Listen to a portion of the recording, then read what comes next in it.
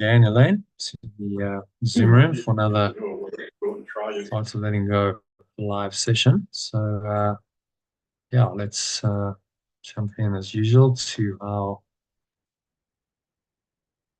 email for today. There's an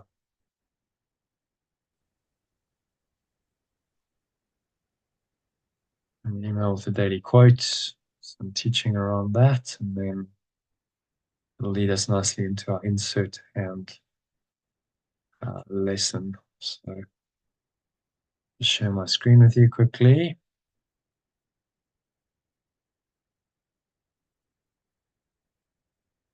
Give me a moment. Just getting a live stream going.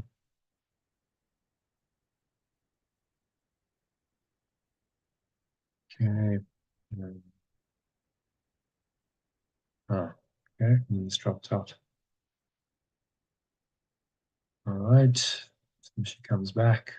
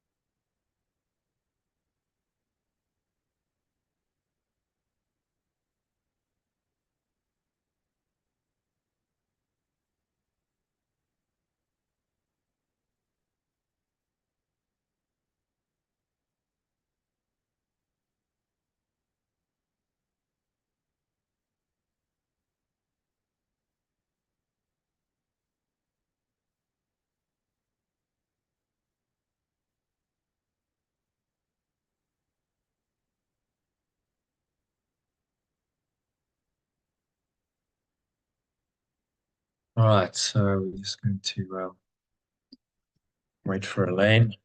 Hopefully we'll come back. So just bear with me.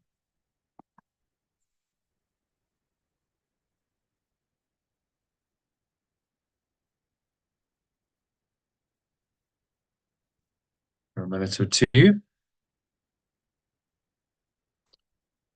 there we go. She's back. Again?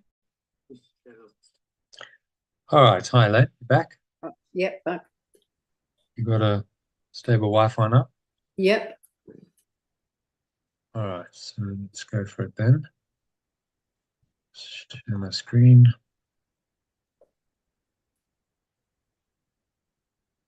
Okay. So if you can read that headline quote for us to kick it off. Giving and receiving are different expressions of the same flow of energy. Deepak Chopra states what really should be obvious, but to most people who believe the material world is real, certainly isn't. In the material world, this world, it seems that if you give something material away, you lose it. So giving is associated with loss, and avoid it unless you think you're going to receive something of greater value in return. This mindset is the basis of what we call business and commerce in this world. We give our money, time, products, and services only when we're confident that we'll receive something of more value in return. Exchange is usually measured and fulfilled by money.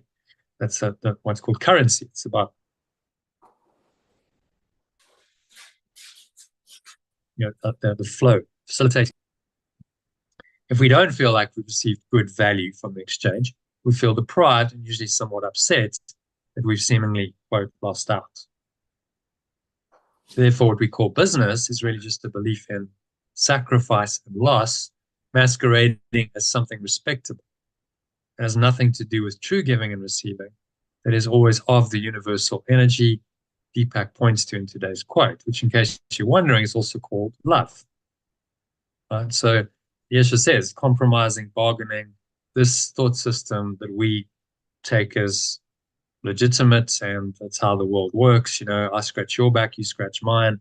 Business is always about an exchange. In love, none of that applies. An exchange of love between seemingly separated minds is one of the most powerful ways these minds can learn that they are not really separate from each other, but in fact, expressions of the same love that they are giving and receiving, which being infinite and eternal cannot really be lost or gained, but merely is.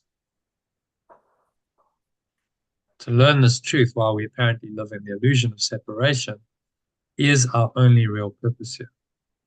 And the giving and receiving is love. Love is one of the primary ways we fulfill this purpose. When you feel more love as you give it freely and unconditionally to others, you must start to realize that you're receiving what you're giving in the exact measure that you gave it, and so cannot lose anything of real value by giving love freely, irrespective of what happened on the level of form. But you can only gain a greater awareness of love yourself, which is your highest purpose, why you seem to be in this world. In case your ego is already finding objections to this teaching, doesn't mean you're supposed to give away all your money to strangers. So people go, well, I can't just give free. I'll just lose all my money. Don't take it so literally. But rather that you should seek to give and receive love as your primary goal in every situation. Let the Holy Spirit or remembrance of love guide all your words and actions on the level of form. So sometimes this may involve giving or receiving money, but often all that's needed is your loving presence and kindness to whomever needs love in any situation. The miracle is that when you give love unconditionally in this way, you must also experience receiving it, which teaches you that you cannot lose by loving unconditionally, but only gain. Therefore, correctly perceiving giving and receiving aligns you with your highest purpose and is an essential part of the awakening process, which is why today's workbook lesson is not the first time that Yeshua has given us a lesson on this important topic. Giving and receiving are where the rubber meets the road of this course, really. So how do you give and receive love and realize through the giving and receiving that it's the same love. It's not really anything different or separate. And you can never lose it. As you give it, so you have it because you experience it. And then on the physical level, often things show up that are quite miraculous in nature as a demonstration of that. So there's Simon Sinek again. We've looked at him before, but he talks about the finite versus the infinite game in leadership, business, and life, bringing this kind of spiritual perspective to business. And then he talks about how empathy can help you play it in today's bonus video, which is, it's the Holy Spirit working through him in this context, the business context, to help them understand these principles and apply them in business. So, he's just another teacher of God, really, just teaching in that particular way, to that particular audience, using the language that they're familiar with. So that brings us to our live session where we're discussing all of this, and also today's insert and mind training lesson. So, any comments, thoughts, or questions on any of that? The infinite game, empathy. No, I've seen the video. It's very, very good. Yeah. Yeah. But can you see how the Holy Spirit is actually coming through? His entire teaching is on this idea of equality of the Holy Spirit, even though he won't use that language. He won't say the Holy Spirit or anything, but he's framing it in a language that is acceptable to his audience, which is a business audience. And yet he's teaching these principles. They're coming through quite clearly in the talk. And he's a very successful guy because he's focused in on the primary need. He said, the reason why businesses fail is because they don't ask the fundamental question of why. Why am I in business to start with? And that's a spiritual question. That's a philosophical question. That's not a how to. It's not the how. There's many people that deal with the how. What's your process and how you're gonna manage your company better. But the real question is why? Why do we exist in the first place? What is the reason for this organization's existence? And if it's not in alignment with spirit, then that organization will not be sustainable, because if it's not in alignment with the spirit, then it's in alignment with the ego. And we know that the ego is a death wish. And so the ego ultimately aims to destroy everything. So how can you build a sustainable organization based on a death wish? You can't. He doesn't speak it like this. You know, he teaches it in more sort of obtuse, more subtle. But that's essentially what he's teaching. He's saying, you know, go for life. Let the life principle, that is the Holy Spirit, direct your thoughts, words, and actions in a business context, and you'll find business goes much better. Surprisingly, because that's how it works. Business is not anything different from life. You can't separate it out and divorce it from these spiritual principles, which some people try and do. Oh, this is business. It's different. No, it's part of life. It's you know the same thought system, the same system of ethics that runs through the rest of your life should apply, because there's nothing different.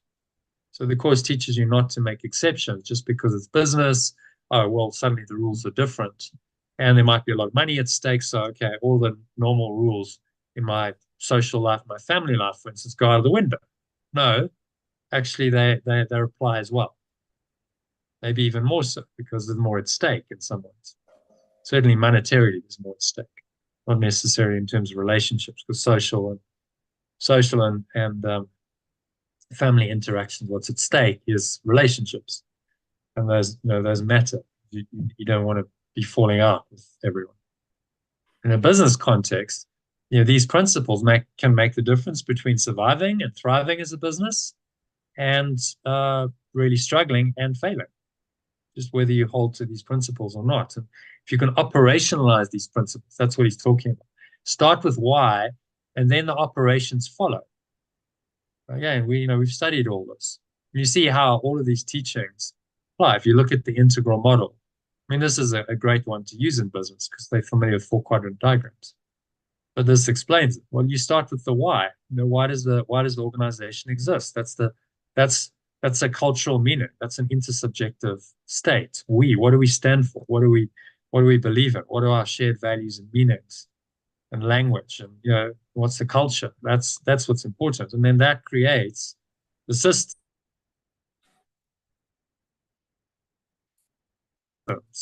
that then reflect feedback into the culture. They reinforce it because they were created by it.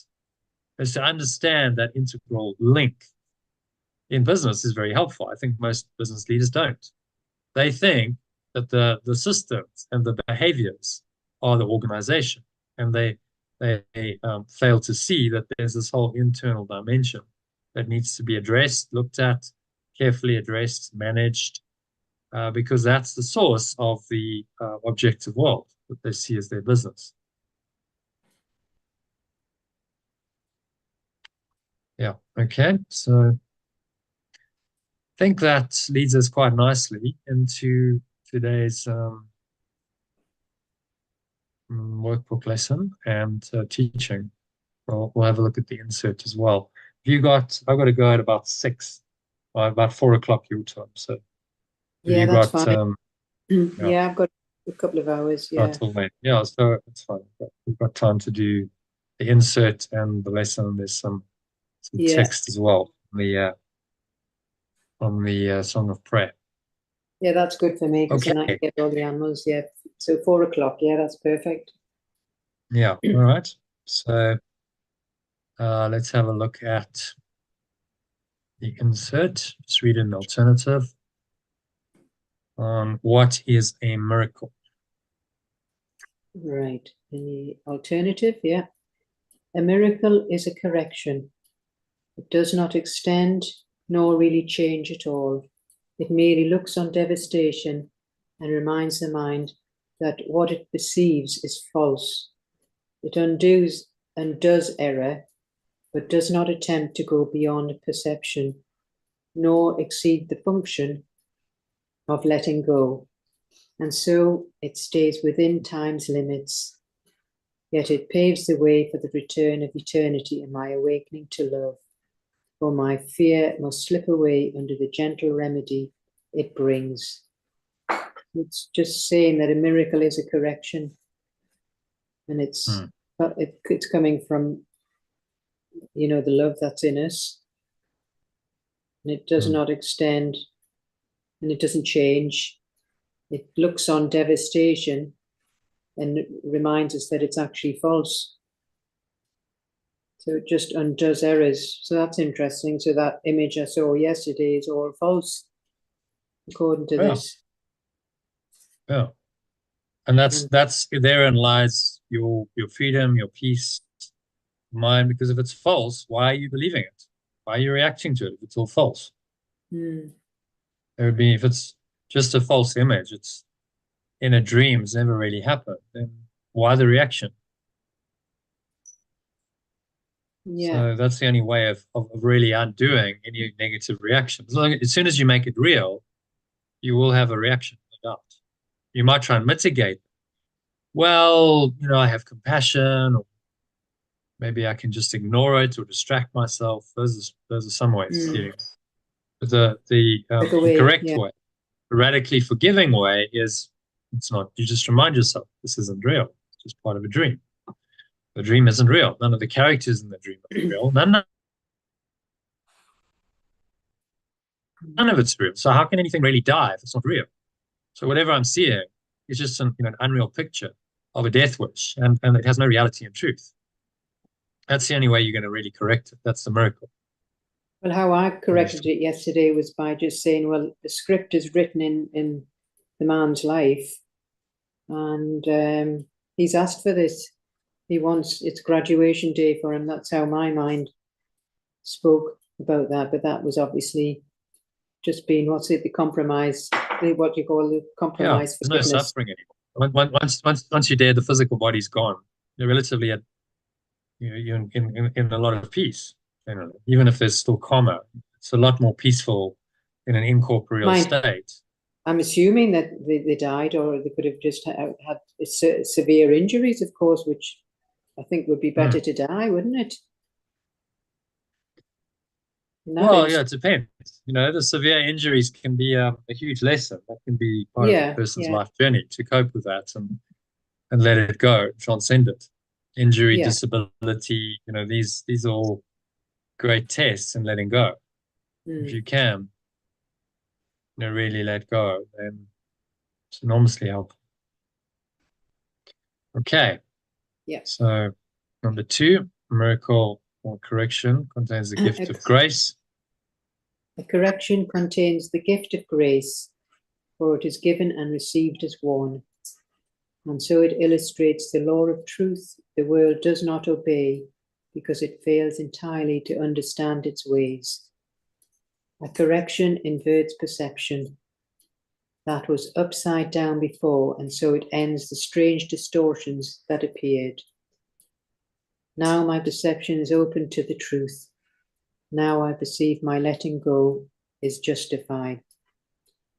So it's saying that this correction in it is a grace, it's a gift of grace. So it's given and received as one.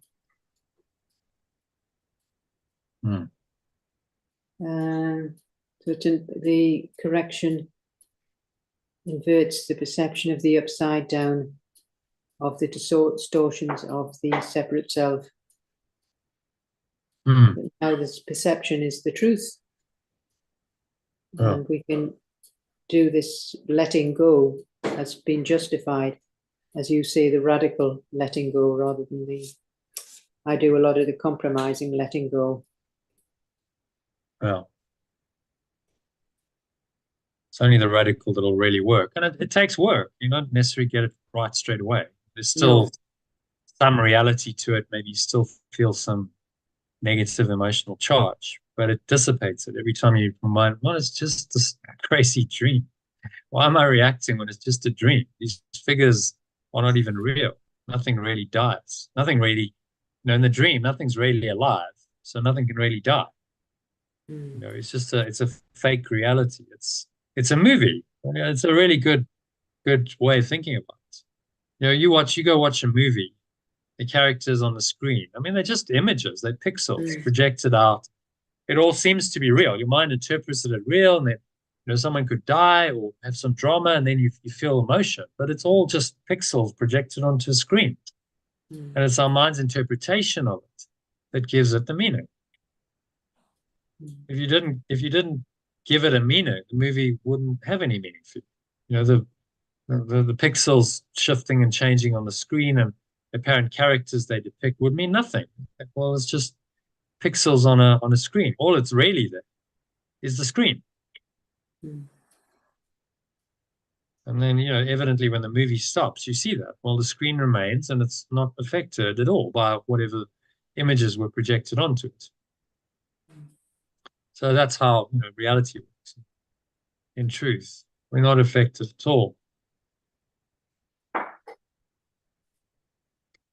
by, you know, any of these images. And our job is just to remind ourselves, okay, can I remember that no matter what? That's the question.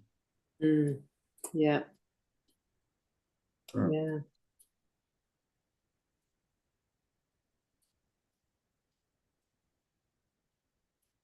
So Number any 3. other thoughts on number 2? We'll go to number 3. Yeah, no, it's clear. Letting go is the home of corrections. The eyes of my true self deliver them to all they see in kindness and love. My perception stands corrected in its perspective, and what was meant to curse has now come to bless. Each thought of letting go offers the whole world the silent correction of love, and each is laid before the message of perfect love upon the universal foundation to my source and its extension in the awareness of perfect purity and endless joy. So it's just saying letting go is where our home is.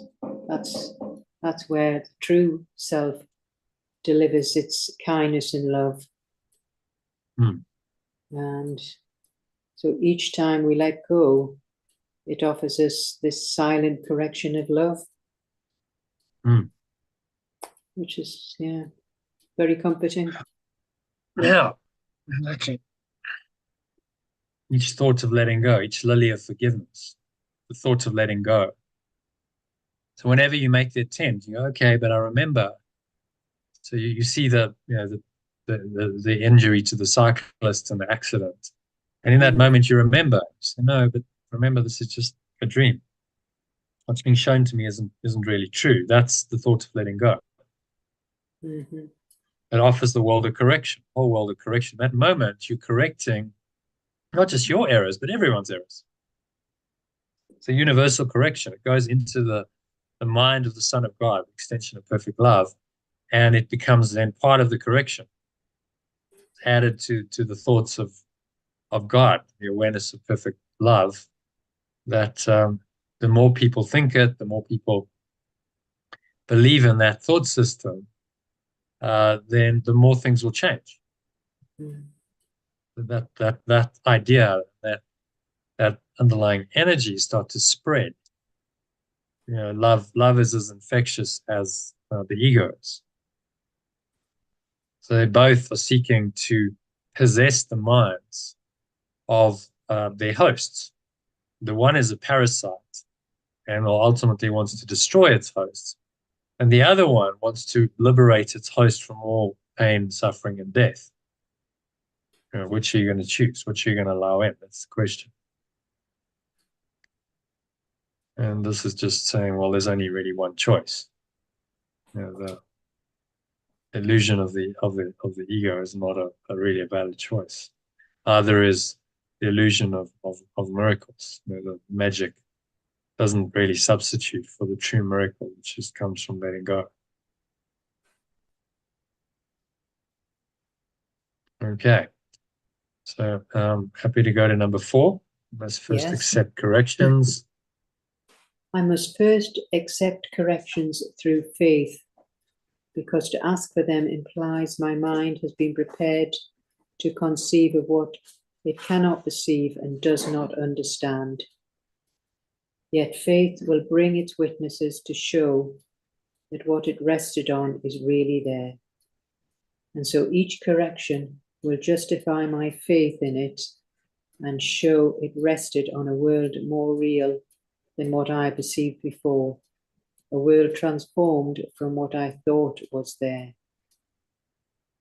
So once we accept these corrections through the faith, then we'll have more confidence to believe in it, and witnesses will show us that they are really there. And once we perceive this correctly, our world will transform from what I thought was there. Yeah, so you just need to have that sort of faith in letting go and accepting the corrections. Each correction will justify my faith in it. So it rested on a world. So if we look at integral model again, this makes it very clear. We make a change, we shift up, and it's got these levels, which is quite helpful. You can see those lines there; they're quite faint, but that demonstrates the levels of mind. So a miracle shifts you up. It's not just a horizontal; it's a vertical shift upwards in level into a higher awareness. And then now you've bumped your energy up onto another awareness. Something else changes because this is like a contour line, it connects the internal and the external. On the external level, that bump up is manifest in the material world in some way. So you start to see these miracles, synchronicities, beneficial events, circumstances, and so on play out as a reflection of that internal shift. And then you perceive that, you've got this perception mechanism going. You perceive the objective world, and you see that that change is beneficial, and you can see that it was directly connected to a result of your subjective internal shift. Now that confirms that that subjective internal shift, i.e. the miracle, the correction, which has been demonstrated externally, so that's the external aspect of the miracle, is true, and therefore reinforces your faith. So it feeds back in, and you go, okay, well, that was a good shift. That was that thought, that feeling that I had, worked, and I can see the manifest results of it. And so this is the way we use this projection perception mechanism, which the ego is used to enslave us into its thought system to free ourselves. And that's why the miracles are so important, and that's why he calls it A Course in Miracles. It's that important that it's in the title. Probably the most important part of the title, A Course in. Okay, so it's a course. That's all right. There's many courses. What is it in? The miracles. Because miracles are the demonstration of the internal shift externally. You see it demonstrated, you experience it, and then you know that it's true. And the more we do that, the more we come to know that what the miracle stands for, the underlying awareness, pure formless awareness of perfect love behind the miracle must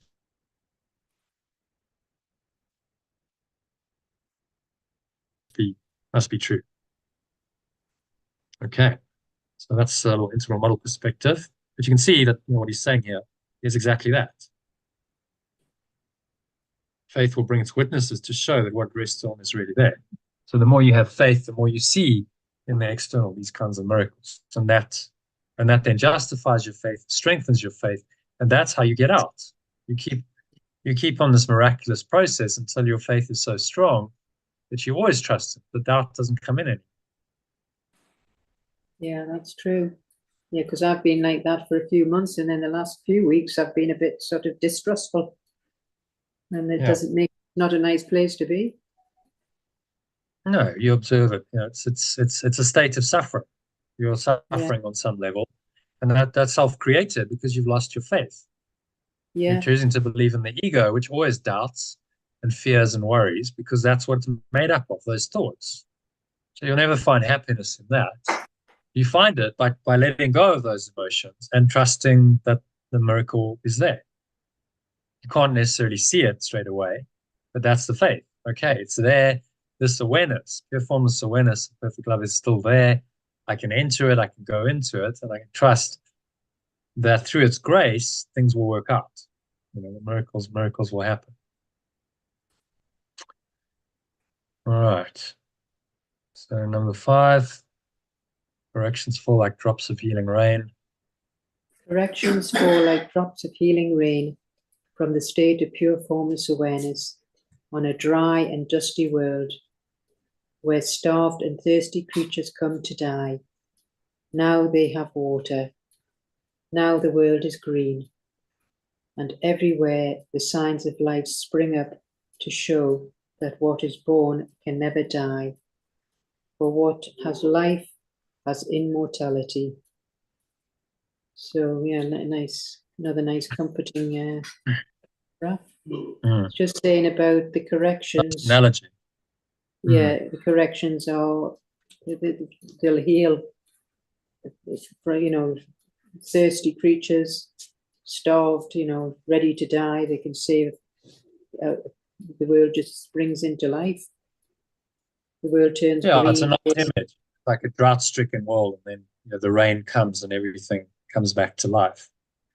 And so, correct, when you apply this thought system, the corrections are the choice is to let go. That's all a correction is. When you choose to let go, it's like another drop of healing rain has fallen on this dry and dusty world, and it brings life back to the world because it brings this life essence, eternal life essence, which is immortal and cannot die, back into a world that is seemingly based on suffering and sickness and death.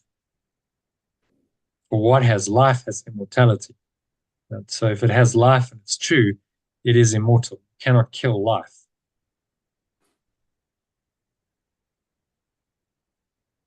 That's the whole delusion of the ego, that you can kill life. That's what it thinks it's pulled off. It says, well, because you've killed life, now you will be punished.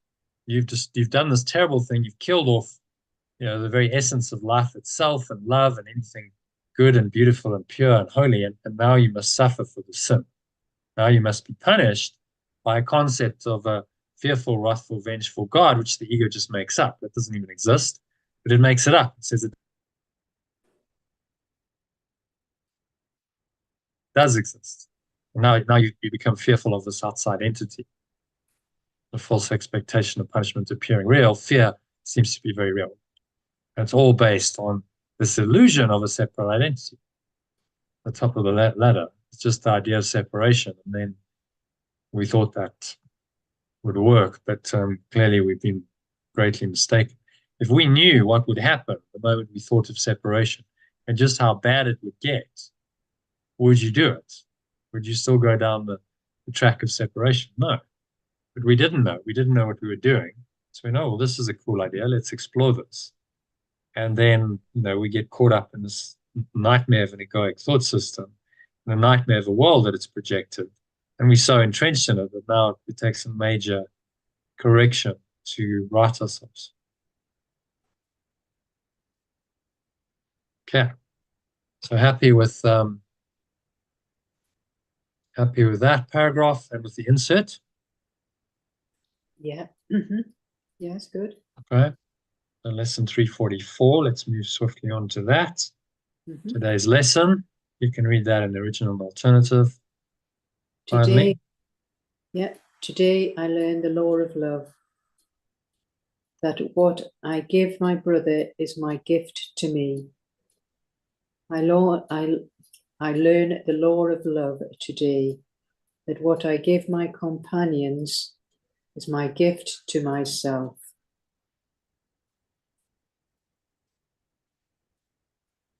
So thoughts on that? That's very true, isn't it? Yeah. So the ego says if you give something, then you're going to lose it because it's all about the form. Yeah. It works. It bases it on form. So you give an object, you give money, even you give your time, you've lost it. That's the ego's take on it because it's very finite and material.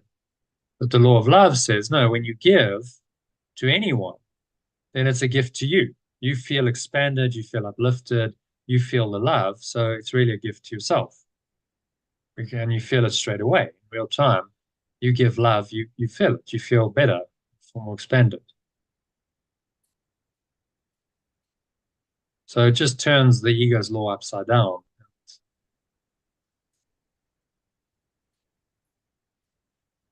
Teaches the truth in this specific context of giving and receiving. So this is one of the major practical lessons of the course in giving and receiving, because this is where the rubber meets the road of the thought system. Universal oneness can only be universally one if giving and receiving are actually the same. They're not really separate at the highest level. All right, so let's have a look and see what he says. You can read the first paragraph in the original and then the alternative sentence by sentence, please. Yeah. This is your law, my Father, not my own. This is your law, my source, not my own. I have not understood what giving means and thought to save what I desired for myself alone. I have not understood what giving means and thought to keep what I desired for myself alone. And as I looked upon the treasure that I thought I had, I found an empty place where nothing ever was, or is, or will be. And as I looked upon the treasure that I thought I had, I found an empty place where nothing ever was, or is, or will be. Who can share a dream? Who can share a dream? And what can an illusion offer me? And what can an illusion offer me? Yet he whom I forgive will give me gifts beyond the worth of anything on earth. Yet everyone I let go of will give me gifts beyond the value of anything on earth. Let my forgiven brothers fill my store with heaven's treasures, which alone are real. Let my liberated companions fill my mind with the treasures of perfect love, that alone are real. And thus your sun arises and returns to you. And so your extension arises and returns to you. And you missed one, eh? So number 8, thus is the law of love fulfilled. So is the law of love fulfilled. So is the love, yeah, so is the law of love fulfilled. Yeah. From the top? So from the top, yeah. This is your law, my source, not my own. I have not understood what giving means and thought to keep what I desired for myself alone. And as I looked upon the treasure that I thought I had, I found an empty place where nothing ever was or is or will be. Who can share a dream? And what can an illusion offer me? Yet everyone I let go of will give me gifts beyond the value of anything on earth. I let my liberated companions fill my mind with the treasures of perfect love, that alone are real. So is the law of love fulfilled, and so your extension arises and returns to you.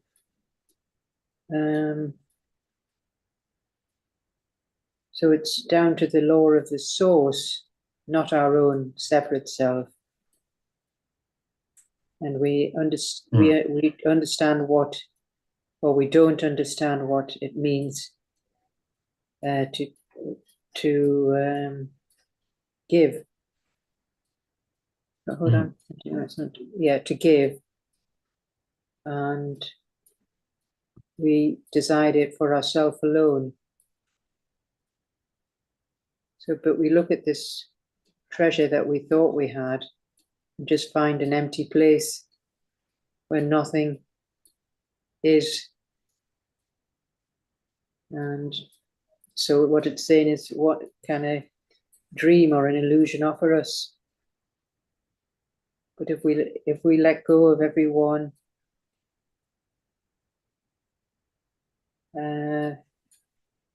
gifts beyond the value of anything on earth, just by letting go.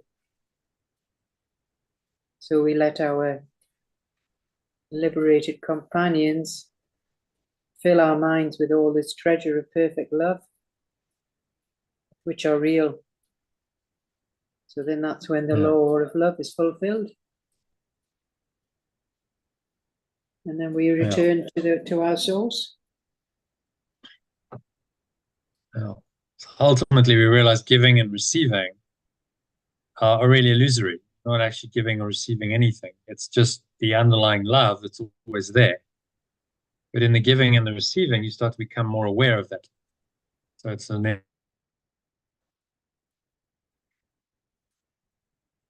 necessary step. But in the end, it's just one love. So whether it's being given or received, doesn't matter. It's the same love. It's the same source. It's always there. And eventually, the giving and receiving lead you to that enlightened state. Understanding that it's always there.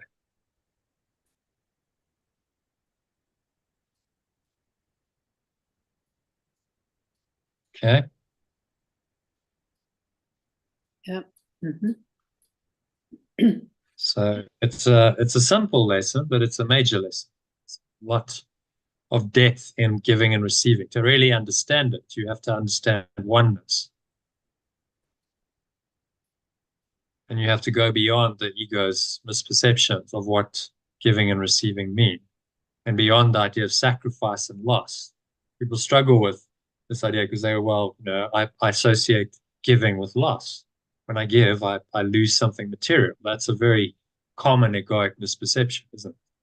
That's why the world, ego's world is inherently not generous, because ego thinks it's going to lose something of value, therefore it's going to be diminished, therefore it doesn't want to give, wants to hold on.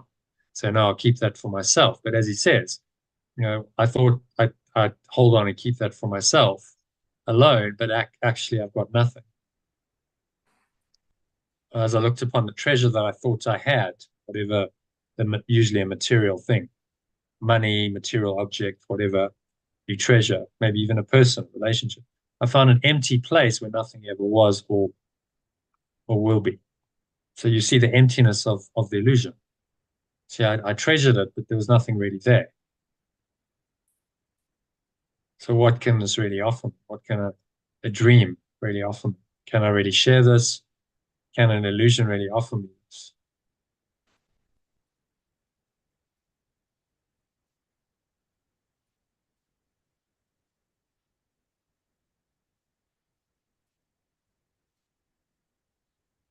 All right.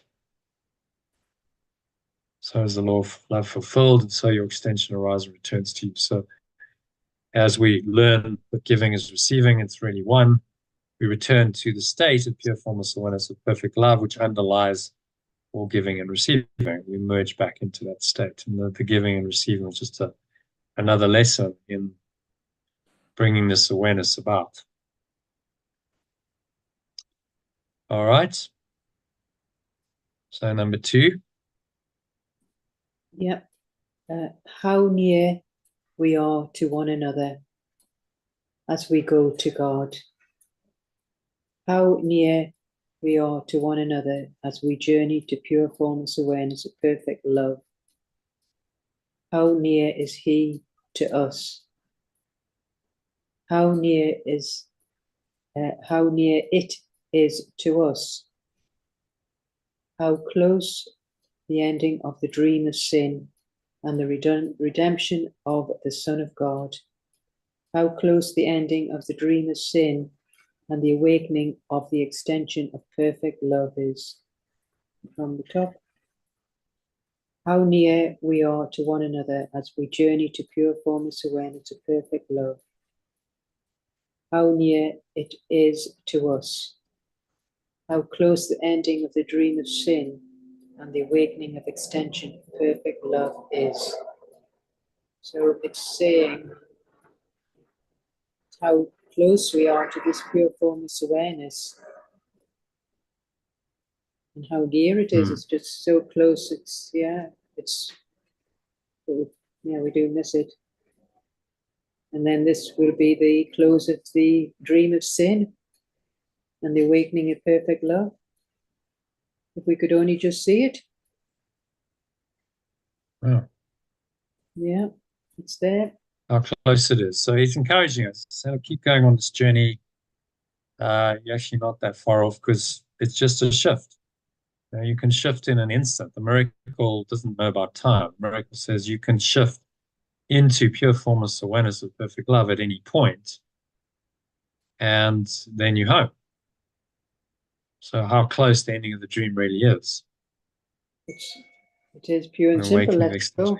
Yeah, it's the letting go. Yeah, that's the big one. Because we know it's there. It's very simple, but it's not easy to do. No, the principles of this course are so simple. This is a very simple course. Yes, it is. The principles are simple, but to apply it when you've got this ego that you believed in for so many years or lifetimes, that's kicking off and telling you, no, listen to me. It's raging away and it's got strong thoughts and emotions going on. To let that go is the work. Not easy. No, it's not. You think you're there, and then all of a sudden you get. That's why we practice. No, exactly. Yeah. You think you're there, and you're so enlightened. Then, whoa, got triggered there. Okay, maybe not. Then, still some work to do. Yeah. It's okay. Then you just redouble your effort. Okay, we've just got to keep letting go. I know what to do. The beauty of this course is you have a very crystal clear way of operating in the world. There's no ambiguity. There's no fudging. You're saying whatever happens, you must let go of your mental and emotional attachment to it. In other words, your negative thoughts and emotions. Whatever happens, very simple, straightforward. One simple rule, one principle. So it's clear, but then you've just got to do it, and that's the work. That's where the journey really is. So theoretically, yes, I can understand the theory. If you're bright, you can understand the theory in a day. It's not a very complex theory. It's the practice. And many philosophers and theologians may have. They glimpse it. But it's those dark thoughts and emotions that have this sticky quality. To get through that, if you can get through all of that and come out the other side, then you're not just a theologian or a philosopher. You know it experientially. Then you are a mystic. Then you've actually journeyed through the abyss. If you look at the hero's journey, you've gone through this, and it takes great courage to go through this. It's not an easy journey for anyone, as it shows. It's like, you're going to go through death, so no one can say that death feels good. No. Someone said to me recently, but it feels like I'm dying. It's just a feeling. That and I said, yeah, but that's because the ego is a death wish. So it's a feeling that possesses you. It feels like death, but it's not. So you have to die to that feeling. You have to go through the trauma and the pain. You face it, and then you let it go and you're reborn in the spirit. That's the death and the rebirth. Then you know spirit. Then there's the revelation. Then there's that one-ment. And then you can receive various gifts from the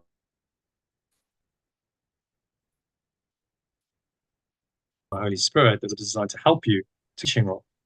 You return change, you then become an example of the hero who's been through the journey. You can help people on that journey because you've been through it. You know how it goes. You know what it's about. You know how to get through the death and the rebirth and to the other side. And that's becoming a teacher of God. And then you become a mentor, meeting a mentor. Well, often the mentor is someone who's been through the hero's journey themselves, usually. And then they can be truly helpful because they've walked the path themselves. If you wanted to find your way out of something, you'd go to someone who'd found their way out, wouldn't you? Let's say you're in a maze. You go to someone who's, I've been in the maze, but I've got out. Okay, well, I'll follow you. Not someone who's lost in the maze themselves. They don't know the way out. That would be a foolish choice for a guide. So in the same way, we're in a maze. We must choose the guy that leads us out of the maze. Yeshua has done it. He's been accomplished by him. That's demonstrated through his history, He resurrected. That's all historically recorded. Okay, as far as we know, no one else has ever done that, has overcome death, resurrected, and now, he's come back through this course into the world. This is the second coming to give his true teachings. So, just be very grateful that you've got this amazing mentor that's, guiding us. The real mentor is Yeshua and the Holy Spirit working through him to guide you in this course through the inevitable difficulties, through the death and the rebirth, to the other side of it, one minute, and then to return and be truly helpful to others in society. And that's all described in the course. That's the classic hero's journey, as you can see.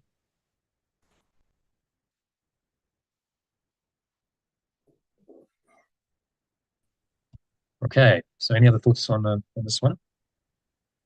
No, that's clear. Any other thoughts on the lesson tonight? Yeah, it's clear. Yeah, no, that's good. Yeah. Okay, so we could do a meditation on it now, 20 minutes, then go into the text of the Song of Prayer, or we can just dive straight in and then do the meditation at the end of the session. Yeah, should we go straight in? I think at the end, yeah, so we'll go straight into the text. All right.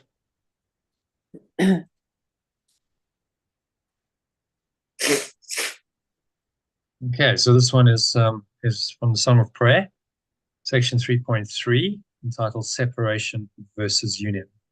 Remember, section 3 is all about healing, so it follows on from the previous section, which is false versus true healing. And now he's talking about separation versus union, which is just the same thing.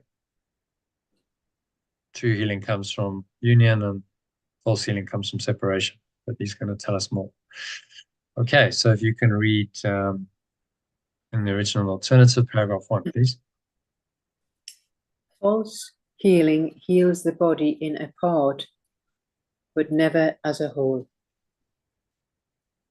False healing heals the body in a part, only never as a whole. Its separate goals become quite clear in this, for it has not removed the curse of sin that lies on it. Its separate goals become quite clear in this, for it has not removed the curse of sin that lies on it. Therefore, it still deceives. Therefore, it still deceives. Nor is it made by one who understands the other is exactly like himself. Nor is it made by anyone who understands that others are exactly like themselves. For it is this that makes true healing possible.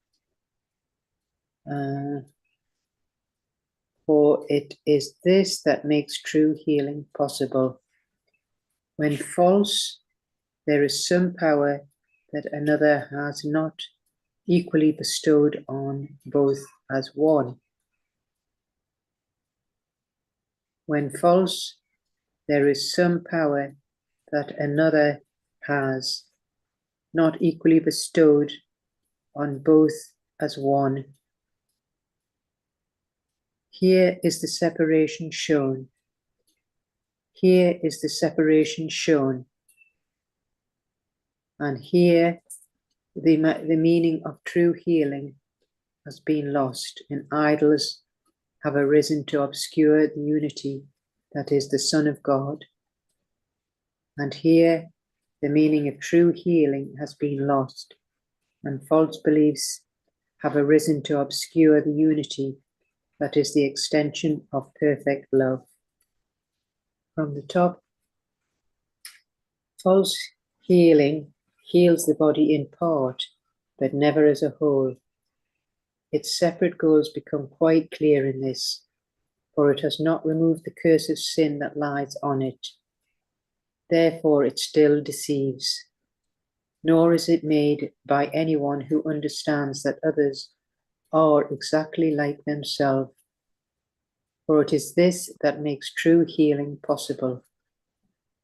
When false, there is some power that another has, not equally bestowed on both as one. Here is the separation shown, and here the meaning of true healing has been lost, and false beliefs have arisen to obscure the unity that is the extension of perfect love. So it's talking about false healing. It can heal in part, but not in whole. So its separate goals become clear because it's not removed the curse of sin that lies in it and the guilt. So it then still deceives us. Mm. And he's saying that we're all the same and we're all one. So that's the way to true healing. So when it's false, it means that someone has the power on their own, not equally. So we're not bestowing it on us as a one, but as a separate self. So then the true healing is being lost. Specialness. So you explain it further, just now. Many special healers of this world go, well, I do this special kind of healing, whatever the modality is. I have some power that you don't. They say to their client, the client buys into that story. They pay their money for their imagined superior expertise and wisdom and whatever. And then they go, okay, well, I'm, showing up, you heal me. And that's false healing because that healer has nothing that you don't have. The healer's true objective, true healers should be just to awaken the person, the client, to their own healing potential that they have also within them. And probably the greatest healer ever, Yeshua, he said a number of times, he said, it's not me, I haven't done anything. Faith has made you well. So he was acknowledging this principle. Actually, it's not me. I'm nothing special. It's your own faith. I might have been the catalyst for your faith. Yes. So he was the healer. I helped you to find that faith. But nevertheless, it's your own faith, and therefore your own change of mind and change of energy that has done the healing. Okay, so you're happy with number one? We go to number two. Healing to separate. Healing to separate may seem to be a strange idea. Healing to separate may seem to be a strange idea, and yet it can be said of any form of healing that is based on inequality of any kind. And yet it can be said of any form of healing that is based on inequality of any kind. These forms may heal the body, and indeed are generally limited to this. These forms may heal the body, and indeed are generally limited to this. Someone knows better, has been better trained, or is perhaps more talented and wise. Someone knows better and has been better trained, or is perhaps more talented and wise. Therefore, he can give healing to the one who stands beneath him in his patronage. Therefore, he can give healing to the one who stands beneath him in his patronage. The healing of the body can be done by this because in dreams equality cannot be permanent. The healing of the body can be done by this because in dreams equality cannot be permanent. The shifts and changes are what the dream is made of. The shifts and changes are what the dream is made of. To be healed appears to find a wiser one who, by his arts and learning, will succeed. To be healed appears to find a wiser person who will succeed through their arts and learning. Let's say the key to we'll call it the key to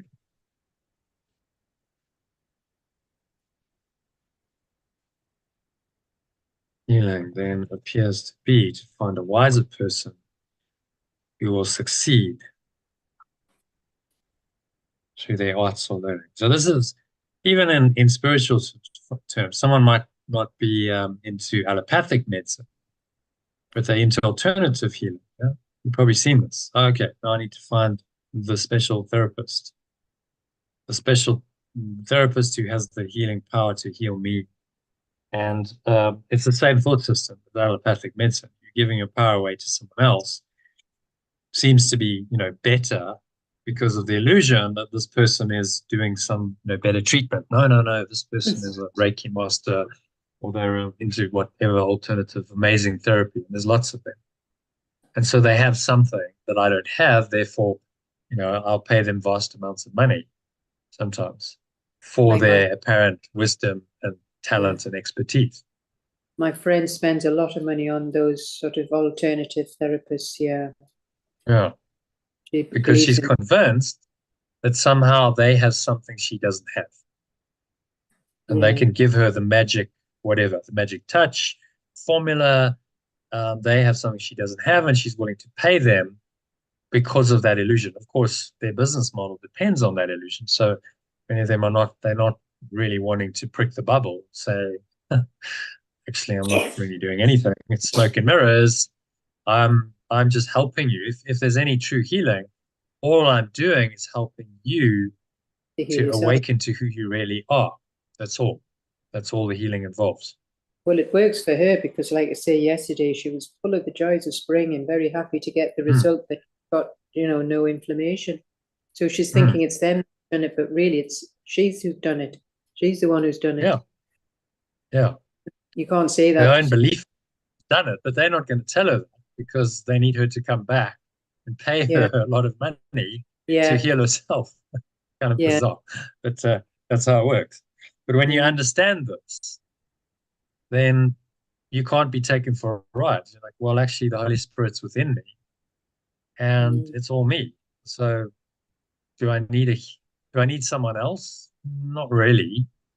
I can just listen to guidance, and I can follow that guidance. If I need a particular treatment on the physical level, food or treatment or something, then the Holy Spirit will guide me.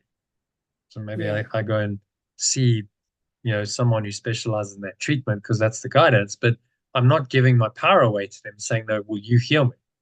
No, this is all guided internally by the Holy Spirit to say, okay, well, go there. That'll be helpful for you. So it's a very different mindset. I'm not saying these people have no value. What Yeshua is saying here is that this mindset that many people are in is not helpful. It's not true healing. It's false healing. So, let it go and find the true equality. Realize that they don't have anything you don't have. They have the same access to the same power as you do because it's universal. This awareness, pure formless awareness of perfect love, is universally accessible. And it's simply whether you have the patience and the time to find that. You see, it's much easier to say, well, I'll just go pay my money, rock up, and they do it. When actually, no, if I did it, I wouldn't have to pay the money. But it's going to take some time, some effort to uncover that awareness and start to get into this healing state.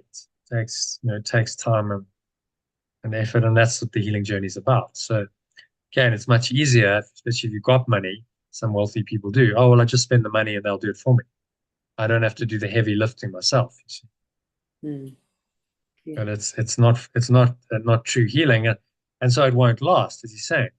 The healing of the body can be done. Your friends, like, oh well, my inflammation's gone. Okay, so the body got healed temporarily, but that will never be permanent. The only permanent healing lies in the mind. The body will have another issue and another something. She'll go back to do the same thing. Oh, another treatment of the same person or another healer. When actually the real healing is in the mind, to say, I'm not a body. And none of these body shifts and changes really are important. Maybe I could just let them go, not bother about them. But The ego is very cunning because it's going to use the problems to keep you identifying with it. So now I keep running off for help with my physical ailments. What does it do? It identifies your mind with the body. And then you believe you're a body, even if it's so-called more spiritual, because I'm going for whatever the treatment is, Reiki or a life alignment treatment or body talk treatment. I mean, there's many seem to be better, but yes, you're just stripping it away and saying, just look at the thought behind it, and you can see whether it's authentic or not. Okay, happy to move on. Yeah. The magic. Oh, I just can't. Oh, yeah, there we go. Someone knows better. The magic phrase by which the body seems to be the aim of healing as the world conceives of it. The magic phase by which the body seems to be the aim of healing as the world conceives of it is. And to this wiser one, another goes to profit by his learning and his skill to find him the remedy for pain. And to this wiser person, the sick person goes to find the remedy for their pain in this person's greater learning and skill. How can that be? How can this be true? True healing cannot come from inequality assumed and then accepted as the truth and used to help restore the wounded and to calm the mind that suffers from the agony of doubt. True healing cannot come from assumed inequality accepted as the truth and used to help restore the wounded and calm the mind that suffers from the agony of doubt. From the top, the magic phase by which the body seems to be the aim of healing as the world conceives of it is. Someone knows better than me, and to this wiser person, the sick person goes to find the remedy for their pain in this person's greater learning and skill. How can this be true? True healing cannot come from assumed inequality accepted as the truth and used to help restore the wounded and calm the mind that suffers from the agony of doubt. So, what it's saying, well, it's about the magic sort of solutions phrase, which the body seems to aim for its healing in the world. As it, saying that somebody knows better than them, some wiser person can get them better. Yeah. But how can this be true? Because we're all equal. So it's about the truth and used to help restore the wounded and calm and the mind that suffers from the doubt and agony.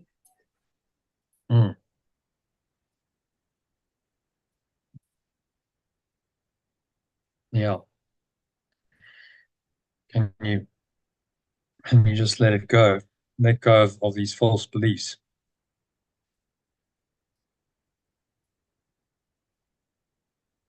You can't assume inequality. Can it be a true healing approach? Because the inequality means the separation. You see the point. But it's so deeply entrenched. It's quite subtle. Most people aren't aware of this, of how the ego works. So what I love about this course is he's giving us every trick the ego has. He's saying, okay, well, this is another trick it's got. It's going to try and get you to go to a special healer and think that somehow you're unequal to them and you don't have what they have, when in fact you do. So that's just a false illusion. That just makes the separation real in your mind. And even though that's how it seems to work in this world, it's false. Just see it for what it is. What I also say about this course is save you a huge amount of money. Because you can't be taken in. It's like I can't be conned by false healers or in business. It's great training. because you just see through the BS. Go, no, that's clearly false. So I can let that go. I can stay calm, and I can find, a way to operate without the ego. Had a really nice conversation earlier today with the lady, and she was just so intelligent, well spoken. She articulated herself well. So it's in this commodity trading compared with the normal person. I'm just like, oh, this is a breath of fresh air. Well, of course, I'll deal with her. It's all about the mindset. Yes. If someone is of the right mind, you can deal with them. If they're in their wrong mind and they all let go, she was a woman, actually, interesting. So there's too much testosterone goes on. It's the guys, and they like throw their weight around. They want to be the man, and actually too finite, too finite, like that chap was saying. Finite, they're very finite. Yeah. They play a finite game, but actually the infinite game is in relationships. I think women understand that better mostly. The infinite game is, okay, it's all about the quality of our relationships, because those relationships, those don't end if they properly managed and nurtured. Those relationships form the basis of ongoing business. So let's work on the relationship. Let's get our ego out of the way, because it's not about being right personally. I'll give you a classic example. This guy, he's an agent. So he's not the actual seller. He's just the accountant of the seller, which is never a good thing. You want to try and talk to the sellers, but it's not always possible to get them. So we're speaking to him, and our guy gives a little bit of a lecture. It was a little bit pontificating. He was saying, look, we're serious. This is the way we work. He was just kind of laying out, this is what we're about. This is how we work. We're looking for a long-term relationship. And the guy took umbrage. He's like, whoa, no, I feel offended by this, because obviously he feels insecure. So then he's like, no, we do what they say. He's like, no. We can't do any business. It's like, well, why? That's just your own ego blocking the deal. Actually, the whole point of it is to make the transaction happen. You're just a conduit. Take it to the buyer, to the seller, talk to them, and let's get the relationship going and the deal moving. But because his ego is offended, he blocks it. Even though that's stupid, because he's not going to make any money. Nothing's going to happen. The deal won't happen. It's just a waste of time. But his ego is stronger. His ego like, no, I prefer to be right rather than, in this case, make a deal work and make money. Isn't that interesting how it works? Yeah. Whereas if you can get over that, go, look, I'm just a facilitator. I've got no delusions of grandeur. All right. So, maybe he's pontificating it, but okay, so what? Let me not be personally offended, because that's just pointless. Let me just facilitate this and take it to the people I'm representing, the sellers, and talk to them, and let's get this moving. And then we all win. But you see how then his ego is blocking his own abundance. If he keeps doing that, then he's going to wonder why, well, nothing ever works. Well, because you keep blocking it. That's why, because your being right is more important to you than actually making the deal work. So once I actually used it last year, because do you want to be right? Do you prefer to be right or happy? Isn't going to work in this context. In a business context, do you prefer to be right or rich? Kind of works. It's like, do you want to make the deal work and make money, or do you want to be right and make nothing work? But it's interesting how people would prefer to be right, because they're defending their ego, even when there's potentially a lot of money instead. They would rather be right than actually make it work. Seen it over and over. That's why it's challenging, this commodity trading industry, because there's all these egos flying around, and you've got to deal with those. Yeah. That's why it doesn't work most of the time, because the ego just sabotages.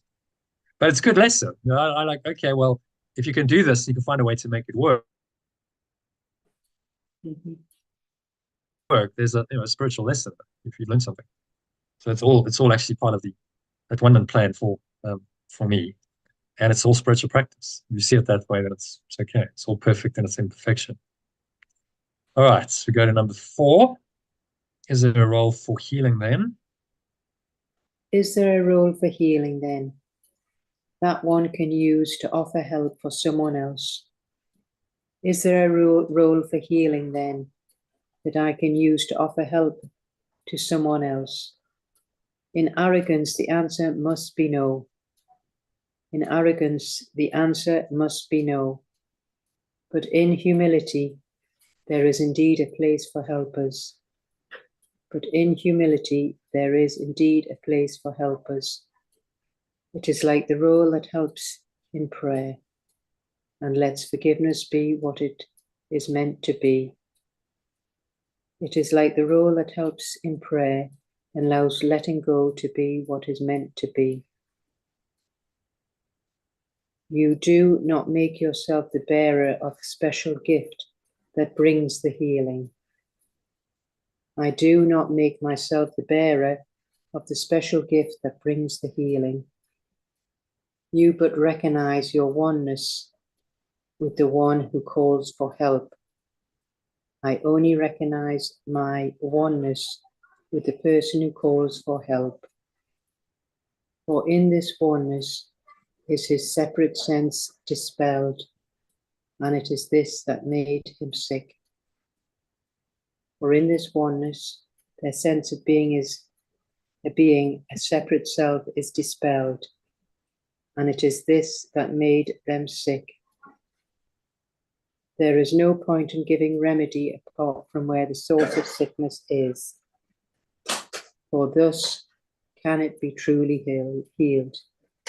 There is no point in giving remedy apart from where the source of sickness is, for it can never truly healed in this way. And from the top, is there a role for healing then that I can use to offer help to someone else? In arrogance, the answer must be no, but in humility, there is indeed a place for helpers. It is like the role that helps in prayer and allows letting go be what it is meant to be. I will not make myself the bearer of this special gift that brings the healing. I only need to recognize my oneness with the person who calls for help. For in this oneness, their sense of being a separate self is dispelled, and it is this that made them sick. There is no point in giving a remedy apart from where the source of sickness is, for it can never truly be healed in this way. So it's talking again about the role of healing and how we can help someone else, offer help to someone else. But in arrogance, it must be no, it's only in humility there is a place for helpers. So in this role, it helps in prayer and allowing letting go to be what it is meant to be.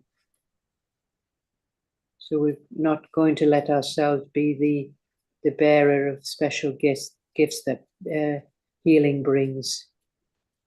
So we only need to recognize our oneness with the person who calls for the help. So the separate self is dispelled when we're in this oneness. And it is this, the separate self that's made them sick. So there's no point giving a remedy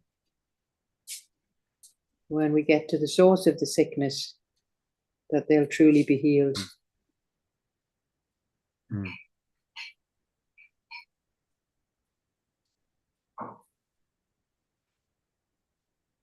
That's finding the source. That's not true healing. So this is what magic is about. Magic healing says, look at the symptom, try and fix the symptom, but don't go to the root cause. It's what mostly allopathic medicine is based on. Go to the symptom, not the cause, because the underlying cause is in the mind. But it just addresses it at the symptom level. Well, that's not where the source of the sickness is.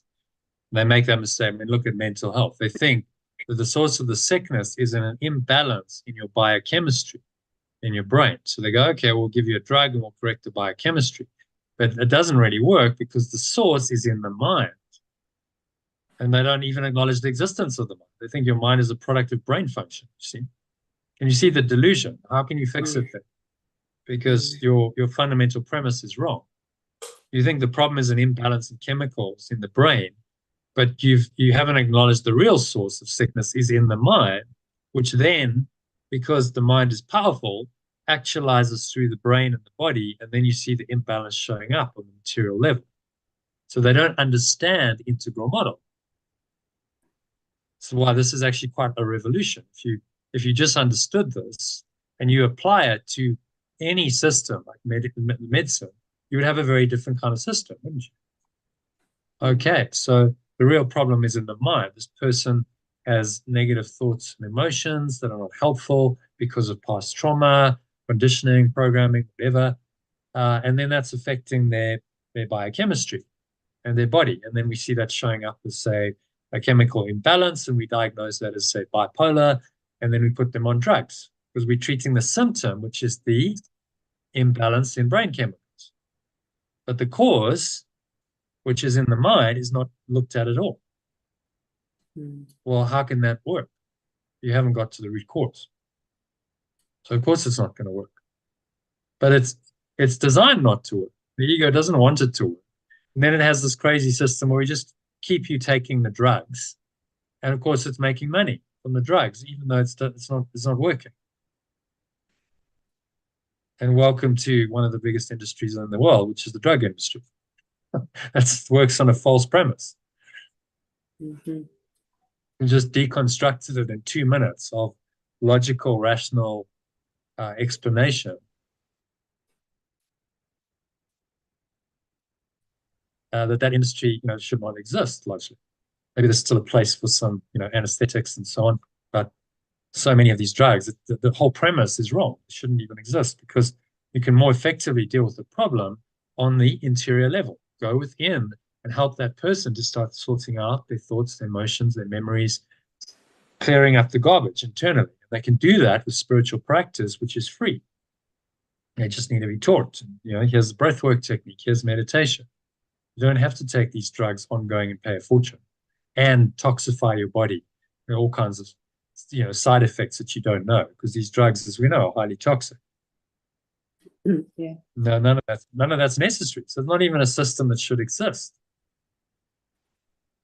If it was truly a healing approach, truly a healing system, 95% of the drugs simply wouldn't exist. They have no place for them because the healing can be done much more effectively on the internal level. That means, of course, that there's not as much money to be made. Do you see how the money and the falsity go together? Yeah. Because it's easy to charge for a false solution. You just keep charging and charging, and it never really works. But once you've got people sucked into the belief that one day it might work, or they're going to die if they don't have it. The fear of, what if I don't take this? Then what? I remember doing when my wound on my shin got a bit infected. The doctor was like, "Well, it's your choice, but if you don't do this, you don't take the antibiotics, and this is what can happen, and we might have to amputate." It's like, whoa. Yeah. But that's they use fear. They do that. Well, yeah, I've experienced that. Yeah. Don't do this, and woe be you. You don't do what I say, then don't follow the line. Then. So did you take the antibiotics? I did actually, man. I thought, well, okay, I don't really buy the fear, but it is clearly a bit infected. I could see that. It felt, inflamed. Yeah. I was like, well, it might sort out on its own. That's possible. But the antibiotics will definitely sort it out. So why not just, just do it? So I did. It was, but I was aware that it was magic, and I was aware that his fear was, and I asked for guidance. I was like, okay, well, what should I do? And I went along, and then they were like, well, here are the antibiotics, and then I had to pay for it. I was like, well, I'm not buying them, they're using, not taking them. So the decision was made, I suppose, for me. And I took the course. I was like, okay, well, I'll just do this.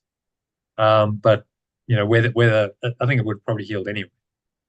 It was just a precaution. So it's not to say you can't, ever use magic. but don't buy into the thought system behind it, Mm. because that's not correct. The fear, I was aware. I was like, oh, and it was interesting because I noticed a bit of fear coming up in me. It's like, oh my God, I could lose my leg. And then Mm. you get attached to my leg, body concerns, and so on. And of course, if you're not mind trained, you can't let it go. Oh my God, I could lose my leg. I'm already worried. Oh, I better do what the doctor tells me. Take all the drugs, because I'm in Yeah. fear. And that's where they want to keep you. I was Mm. like, no, this is BS. I don't really buy it. So I'll ask for guidance. If I feel guided, then I'll take them. If not, I won't. I'm not doing it because, threatened to amputate. But it was interesting how they work. It's like, well, why would you put that fear in a patient? I mean, it's not that, okay, it's an injury, but it's not like a major injury. It's like, no, well, we just cut there, but it was deliberate. He did it because that's the way they control their patients. Mm. Yeah, no, Oh, I've well, you seen, better do what I say, because if you don't, they say, I've lose had your leg. that, yeah, yeah, yes. They Mm. like to really And he probably fear you. wasn't even consciously there, but it's so entrenched in the way they operate. It's It's awful like, what well, they that's sometimes, yeah, mm, the it fear-based is. system. So, well, if you don't follow me, woe be you, something bad's going to happen. So best you follow Yeah, the doctor's advice. So it keeps patients nicely under control and not going, screw this, I'll find another way. I don't need the system. mm, mm, That's only the outliers like me and you don't do that. But most people are like, no, got to do what the doctor says, mm, follow the guy, because they must be right because they studied for 10 years. All right. mm. What if they studied the wrong thing for 10 years? Have I you know, considered that?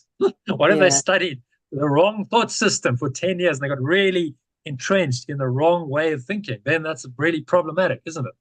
They're going to be true, deeply true. entrenched in the wrong way. If you Mm, really want to go to someone who has learned the wrong way, not just for 10 years of medical school, they're specialists, but for mm, the rest of their career, 20, 30 years, if they're experienced of the wrong kind of thinking over and over and over again, repeat it, and they mm, think that that's correct. You really want to go to someone that limited now, because they've been mm, brainwashed into thinking in this channeled way. The system brainwashes them to do. yeah, it's Or you true. just, It's true. I We've can all see it's a experienced it. matrix. It's Yeah, a we've all thought experienced system. I'm not it. interested. They are just pawns in this ecosystem, and they Mm, don't know any better because they've been trained in it. They've been conditioned to it. They earn a living from it, sometimes a very good living. They get a status from it. If you're a specialist, you get a status. Oh, you're a cardiologist, or you're a gynecologist, or you're a surgeon. Oh, very big, big deal. So the mm, special mm, identity then and the money they make then entrenches them. Like, oh well, I don't want to rock the boat too much. The ego's like, keep the status quo. These ideas are dangerous. So no, even if you see clear evidence that they're true, like as in the case of Anita Mojani. So it was mm. fascinating. So Yeah, she heals. They had no idea how that happened. They were like, what? That's just such an outlier. We've never seen anything like it. So they can't explain it in their mm, terms.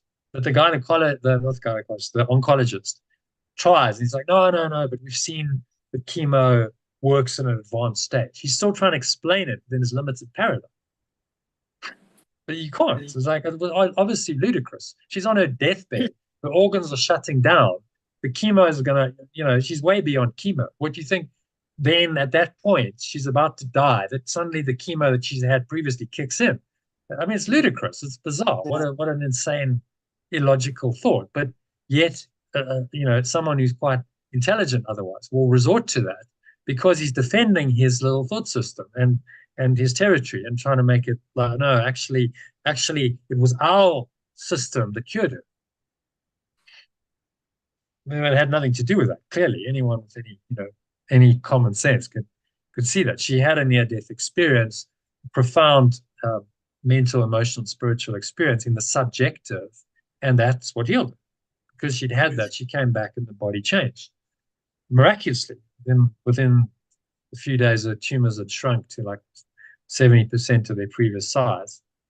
Or was it 30% in like 5 days? And then she was all clear in 5 weeks, all gone, all, terminally, like organs mm. shutting down and the body just clears. And the healing Amazing. happened. Mm. And they couldn't explain it. In Yeah. allopathic terms, in the Western objective medical perspective, based on scientific materialism, that made no sense whatsoever. They could not explain how that happened. Which then means your system is not ultimately correct, is it? It means that there's something outside of your system that you haven't taken into consideration. I.e., you've denied the power of the subjective interior self. And when it comes into action like that, you see its power, it's mind-blowing for them. They can't accept it because it blows their system out the water. Nothing that they can do can match that power. It's the power of God coming in to the physical world and then healing the mind and the body. Anyway, so that's true versus false healing. It's interesting, and we see how it plays out in the world. And this is very helpful because we live in a world where these systems exist, and you need to be vigilant. You need to be on your guard, because if you're not, these systems can suck you in and spit you out the other side, and you can go through a lot of suffering as a result. I remember speaking to one lady, and she's like, I wish, she was mental health and so on. She said, I wish I'd never taken that first pill. She said it was the worst thing I did. Because once you're in it, you go down that system, no, you didn't take the drugs, it's a slippery slope, man. And then you just end up, then the problem is you don't know who you are anymore. Am I reacting this way because I'm mentally unstable, or is it the drug doing it to me? I don't know anymore. The one guy who's bipolar, schizophrenic, I mean, at some stage he was on 15 different drugs, and he just said I was a mess. I had no idea who I was. I didn't know whether it was me or was the drug. Yeah, I'm a zombie, basically. These drugs are just messing with my mind, my body, and I don't know anymore what's me and what's the drug. I get completely confused, and there's no way of getting any clarity as long as I'm taking the drug. I've got to eliminate the chemicals, detoxify my system, and come into, okay, who am I now? All right, well, if there's an issue, it's coming. At least I know it's an issue I've got to deal with. It's in me. Yeah. Not the drug manipulating my mind. So it's a mess. Yeah. It's not the correct way. Very much. To deal with it. And yet that is the default way in our upside down society. And it's a multi-billion, trillion-dollar industry. Madness, crazy, entrenched madness. That's what we deal with. Fortunately, these teachings are there to help us see through the madness and understand, like, it is just madness. Don't buy it. It's not true. Okay, so go to the root cause. That's what he's saying. Yeah. So number 5.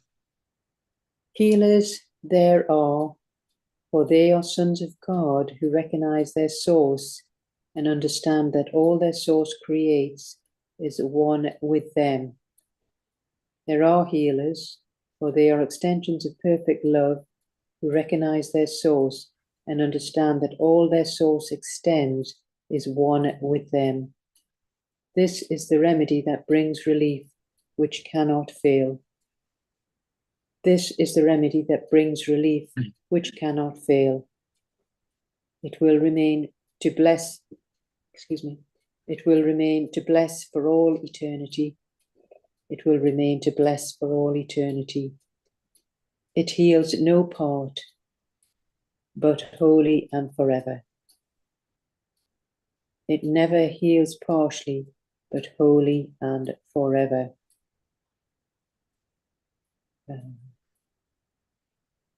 Now the cause of every malady has been revealed exactly as it is. Now the cause of every malady has been revealed exactly as it is. And in that place is written now the holy word of God. And in that place is now written the pure message of perfect love. Sickness and separation must be healed by love and union. Sickness and separation must be healed by love and union. Nothing else can heal as God established healing. Nothing else can heal as pure, formless awareness of perfect love establishes healing. Without him, there is no healing, and there is no love, for there is no love. And without it, there can be no healing, for there is no love. From the top, there are healers, for they are extensions of perfect love, who recognize their source and understand that all their source extends is one with them. Oh, where am I? Oh yeah, I'm reading that from the top, am I?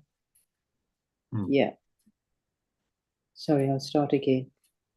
There are healers, for they are extensions of perfect love, who recognize their source and understand that all their source extends is one with them. This is the remedy that brings relief, which cannot fail. It will remain to bless for all eternity. It never heals partially, but wholly and forever. Now the cause of every malady has been revealed exactly as it is, and in that place is now written the pure message of perfect love. Sickness and separation must be healed by love and union. Nothing else can heal, as pure formless awareness of perfect love establishes healing. Without it, there can be no healing, for there is no love. So there are healers who recognize their source and understand that their source extends is one with them. So we're all one. And so this is the remedy that brings the relief, and it can't fail. And it never heals partially, it only heals it wholly and forever. So any cause of the illness has been revealed exactly as it is once we reveal that this is the way to healing through the source. The problem is always that I've separated from my source. That's the problem. Always. Yes.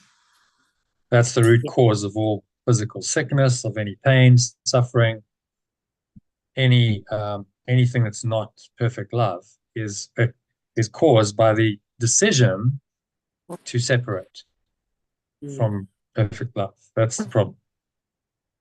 Once you recognize that, healing becomes quite simple. Okay, well, let that go. That idea of separation, however it's playing out, cannot be true. Therefore, I let go of its physical effects, its symptoms. I let go of the thoughts, the emotions. I let go of all of it because none of it's true. And that will lead to true healing of the mind and nothing else. That's what he said.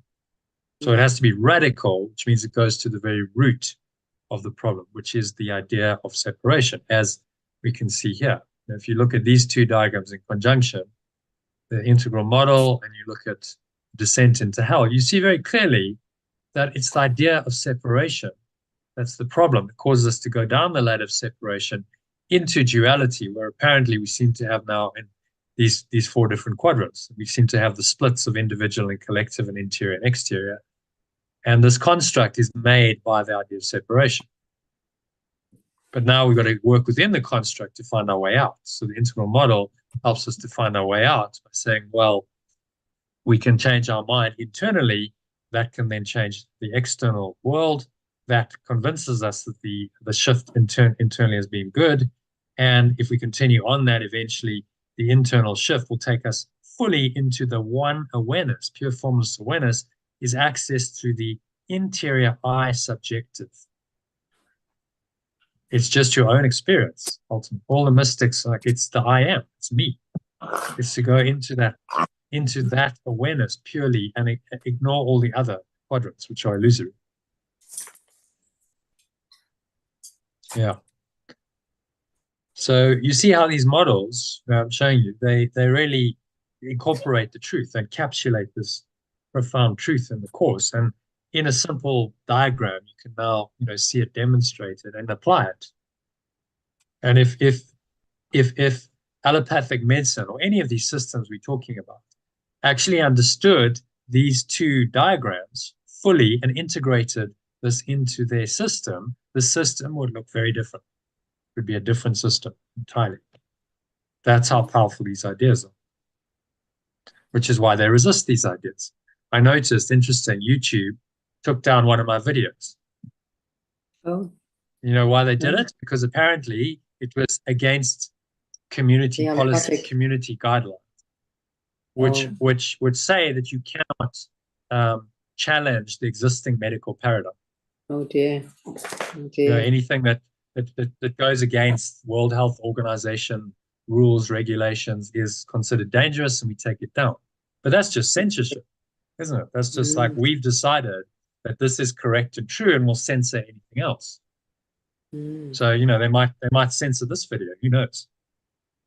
Because they've got all Oh, these algorithms going, and they pick up, oh, you know, you're talking about medical system, and so dear. then there's no see, the ego doesn't want it to be critiqued, intelligently critiqued and looked at. You know, this is not hate speech or anything. It's an intelligent critique of the thought system behind it, and therefore the system through, you know, very high level thinking. This is the most advanced kind of thinking in the world. The integral models at the cutting edge of reforming the world, of changing it. If we Mm, don't engage with these things, how will you ever change a dysfunctional system? So you see how the system has these entrenched policies to prevent this kind of intelligent critique, because that undoes the ego. It doesn't want that. mm. Amazing, really, Anyway, isn't it? Yeah.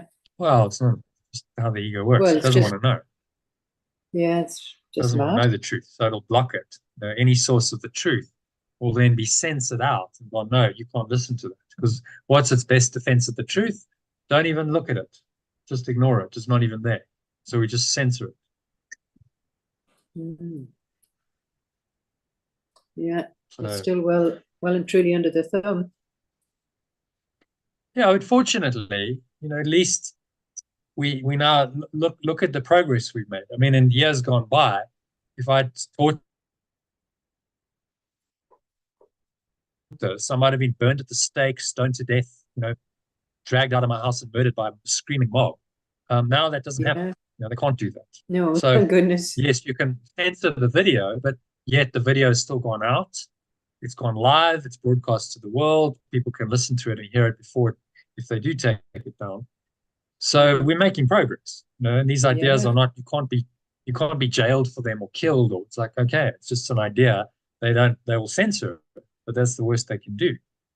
So we Mm. have made a lot of progress in the last few hundred years, because there was a time you talk these ideas, you'd be called a heretic and burned at the stake. Mm. Yeah. Horrific death, because you just have some alternative ideas.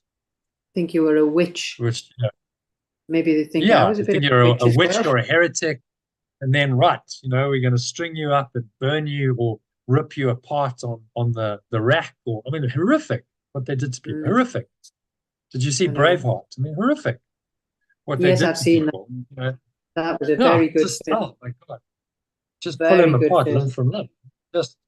Just oh my god. You know, how can you do that to Yeah, another human being? The cruelty, the it's pain inflicted incredible. in the name of you know God, in the name of protecting this insane system that this person dared to Mm. challenge. So we've Mm. gone, you know, a long way past that. Now you can challenge it. It's just not, it's, you know, not going to be welcomed by the system. But build another system. It's my just create another system where this kind of thinking is entrenched in the system. You make the other system redundant. It's like, no, this one works better. So then people gravitate to what works. That's the way to do it. But Mm. not so simple. You know, build a system to No, replace the current medical system. no, no, That's not just a, oh yes, of course. You know, it's it's no. a it's a massive A undertaking. huge But thing. there Mm. is no order of difficulty in miracles. So, you know, if it's meant to happen, it will. But it's a thinking that's important to start with. You know, that's what's Mm. critical. Get the thinking right, and then everything follows. All right. So let's go to number 6, shall we? Last paragraph. Yeah. God's voice alone can tell you how to heal. Perfect love's voice alone can tell me how to heal. Listen, and you will never fail to bring his kindly remedy to those he sends to you. to let him heal them, and to bless all those who serve with him in healing name. If I listen, I can only succeed in bringing its kindly remedy to those it sends to me, and let it heal them, and to bless all those who serve with it in healing's name. The body's healing will occur because its cause has gone. The body's healing will occur because its cause has gone. And now, without a cause, it cannot come again in different form. And now, without a cause, it cannot come again in a different form. Nor will death any more be feared because it has been understood. Nor will I fear death any more because I have understood. There is no fear in one who has been truly healed, for love has entered now where idols used to stand, and fear has given way at last to God. There is no fear in someone who has been truly healed, for love has now entered where false beliefs used to be, and fear has given way to pure formless awareness of perfect love at last. From the top. Perfect love's voice alone can tell me how to heal. If I listen, I can only succeed in bringing its kindly remedy to those it sends to me, to let it heal them, and to bless all those who serve with it in healing's name. The body's healing will occur because its cause has gone. And now, without a cause, it cannot come again in a different form. Nor will I fear death any more, because I have understood it.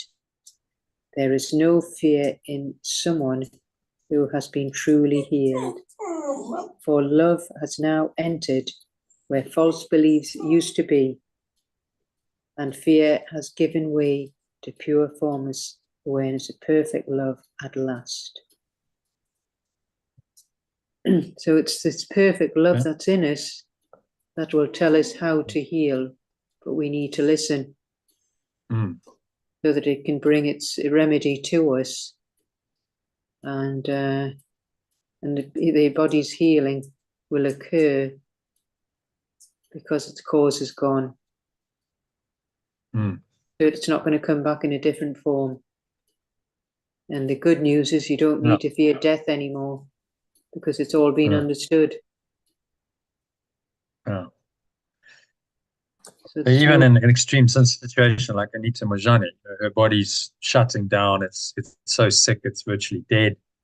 Organs shutting down. Her healing came because the mind healed. The cause of her sickness was in the mind. In that near-death experience, her mind healed. She let go of those false beliefs and all the energy attached to them, and then there was no more cause, and then the body heals. There's no more cause. The energy's been removed. So it's all energetic. And then, miraculously, so-called, the tumors disappear. But the tumors are just the manifestation, the physical manifestation of the underlying energy that is toxic. Well, once the toxic energy is removed, no more tumors. But that threatens the entire Western allopathic medical system, doesn't it? Because causation then is in the mind. That's what it demonstrates. So you heal the mind, you can heal the body. You don't need all of the complicated, expensive medical treatments anymore. You can do it with your mind. Well, of course, that threatens the whole system, doesn't it? That's why they wouldn't acknowledge what had happened. All right, so short summary, 3 paragraphs. You can read that. In my understanding, false healing addresses only parts of the body, failing to consider the whole, and so remains deceived by not removing the underlying curse of sin. It reveals the separation, obscuring the unity of the extension of perfect love. Healing that aims to separate, although it seems strange, it is true. for any healing based on inequality. Such healing, which is therefore limited to the body, relies on finding someone deemed wiser to administer relief. Yet this approach is fundamentally flawed, as true healing cannot emerge from assumed and accepted inequality, which fails to address the root cause of suffering and doubt. So it's just about this false healing and just addressing parts of the body and not getting down to the actual root and allowing perfect love to do the healing. But we have this idea that somebody's wiser than us and that they are better, and so they'll give us our healing, which is based on inequality. But it's flawed. Obviously, true healing cannot come from inequality because it's failing to address the root cause of the suffering and doubt. So that's a major red flag. If anyone's like sets themselves above you as a teacher or healer, major red flag. It's like, well, they don't understand the truth then. The best compliment I ever got, I think. People say, wow, amazing, you know, oh, that's all great. But this guy, very intelligently, said, you know what, John, I really feel like when we're sitting in a session, this after a retreat, said, I don't feel like you are in any way different from us. It's like you're one of us and we're just having a chat and you just giving us your perspective. The compliment, yeah. It was, because it was like, yeah, that's actually what you want to be. You know, you're not anyone superior. You're just, you know, on the same level, sharing some ideas, some insights that can be helpful, which they might not currently understand or understand imperfectly. Maybe I understand them at that point in time a little bit better. I'm used as by the Holy Spirit as a channel to communicate these things, but that doesn't make me in any way better than them. And then you see, you know, I've been to other seminars. I went to a 4-day workshop once, and it was bizarre. The guy had, kid you not, a master teacher badge on.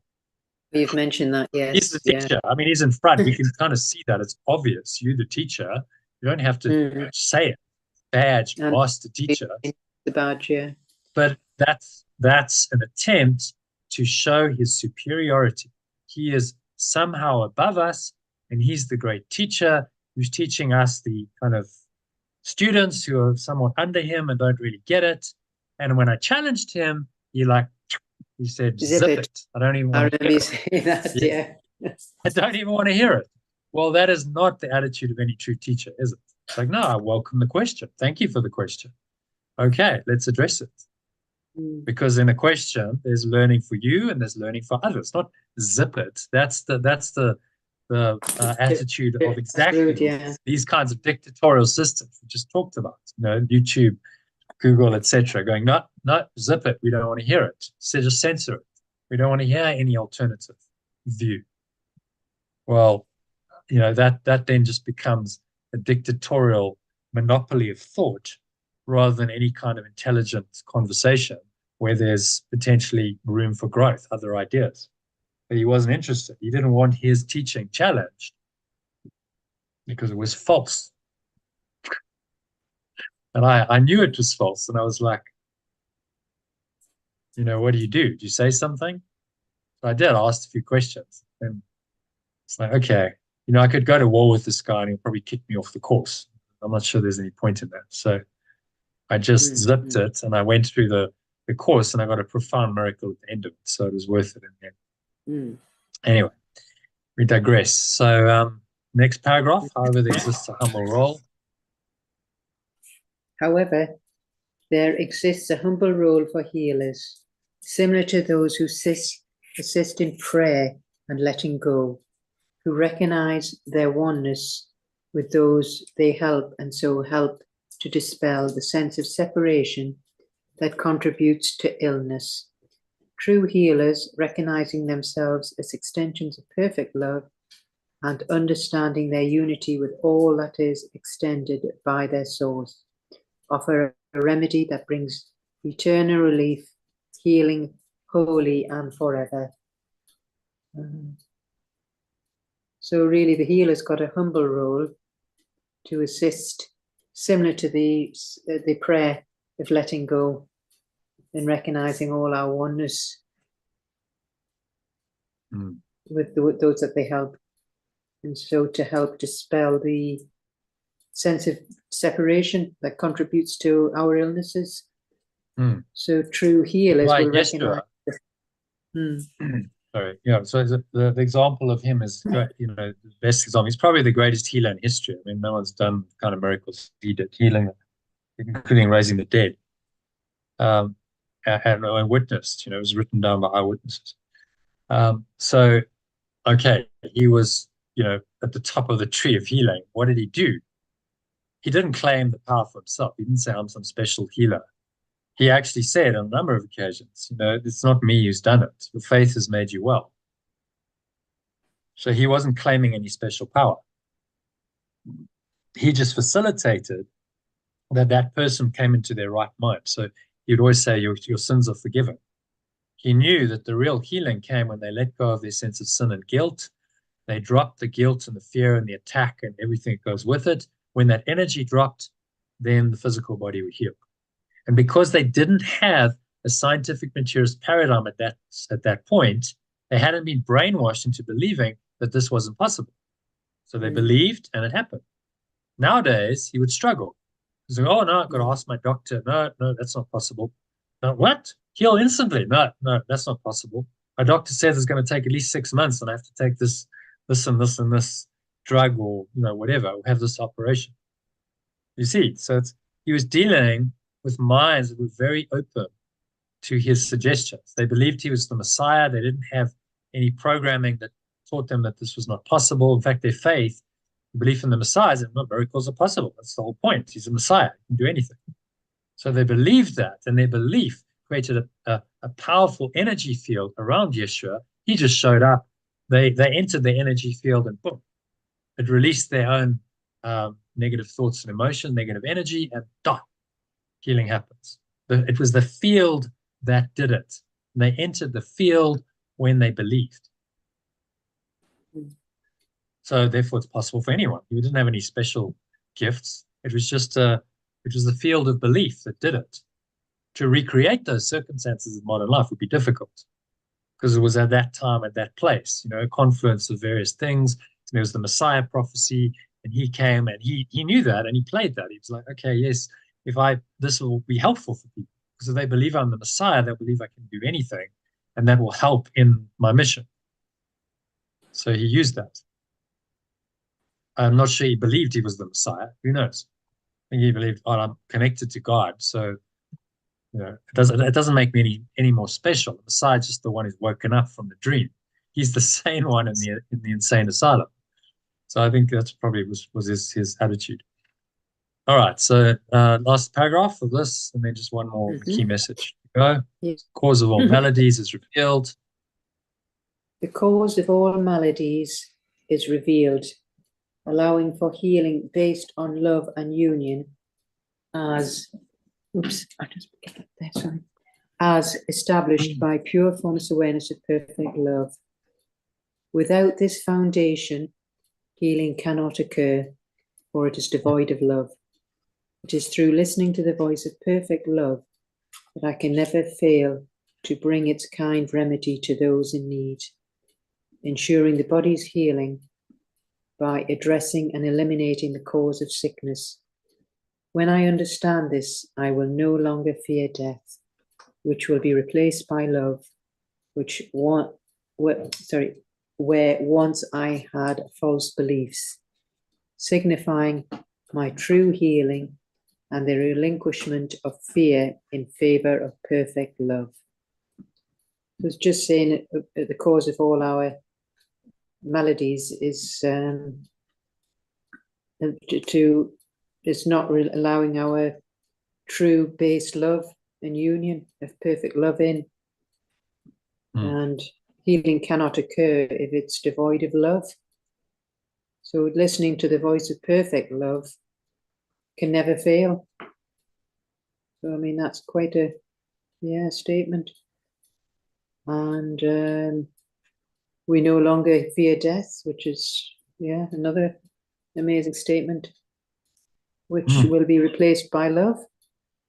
And once I've had false beliefs, signify my true healing, the relinquishment of fear in favor of perfect love. So again, it's all down to choice. Yeah. Yeah, it's powerful stuff. We're just reading this. It's okay. We read it every day, but these are these are mind-changing, world-changing beliefs. If people adopted them, it radically changes everything. Yeah. All right. So then, just the key message to summarize the whole thing. Yeah, I recognize that true healing transcends physical remedies by dissolving the belief in separation and resting wholeness. Restoring, should be restoring. Oh, restoring. Sorry, yeah. And restoring wholeness.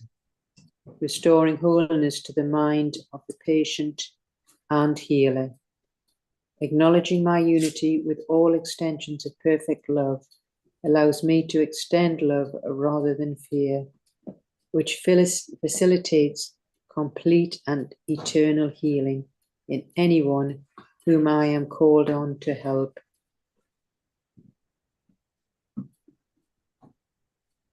Yeah, so I'm going to summarize that. That's a summary of the whole thing, really the key message of the whole.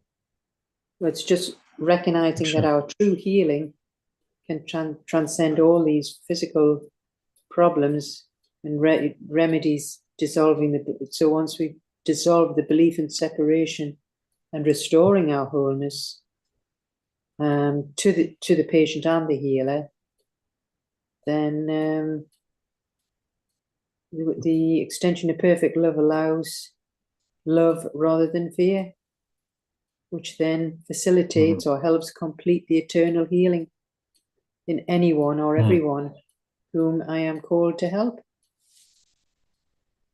Yeah. So, yeah. It's very simple, very straightforward, but it requires a different view of healing. You know, the healing of the world isn't going to work. It's the healing of the mind. And the true equality, saying I'm not anything different from the patient. Actually, the true healing comes in the relinquishment of those differences and the acknowledgement that we are one. That's where the healing comes from. So the true healer will always seek for that and help the other person, the patient, to find that in their own mind, to accept that. And then the healing happens naturally. The Holy Spirit takes over because the mind has been fundamentally changed, the energy changes, and that change in energy will then shift because the body's just energetic. It's just energy, really. You change the mind, you change the fundamental energy, you change the form because it's all energy. That's so obvious. And yet allopathic medicine is built on a system based on Newtonian physics that denies that we are energy. It doesn't understand that. It thinks that these things are actually real and these very limiting laws apply. Puts it all in a box. But if you understand it's all energy, then those limits go. You realize those are just false beliefs, false rules that the ego believes in. Okay, so any other thoughts on that one, Elaine? It is now 4 o'clock. Do you want to stop or do a quick meditation? It's up to you. It's entirely up to you, yeah. Okay, let's do 10 minutes because yeah, just because you've got an appointment, yeah. 7. Yeah. Well, it's kind of a dinner thing, so if I'm a bit late, it's not the end of the world. We can do a 10 or 15-minute med. All right? That's great. Thank you. So let's do that. All right. So just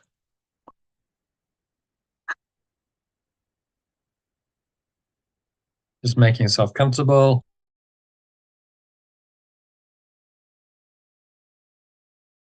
Sitting the feet shoulder width apart, your back straight, taking a nice deep breath in through the nose. Breathing in, noticing how the stomach rises and the chest rises and subtle flow of air in through the nostrils.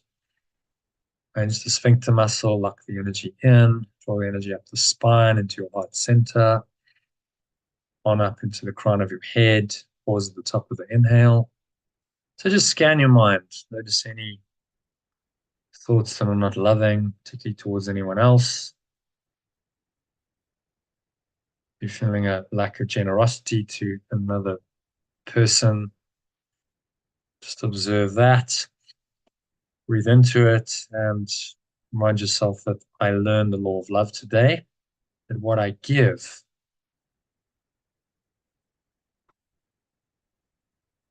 my companions, is my gift to myself. What I give my companions is my gift to myself. So I give them love, I give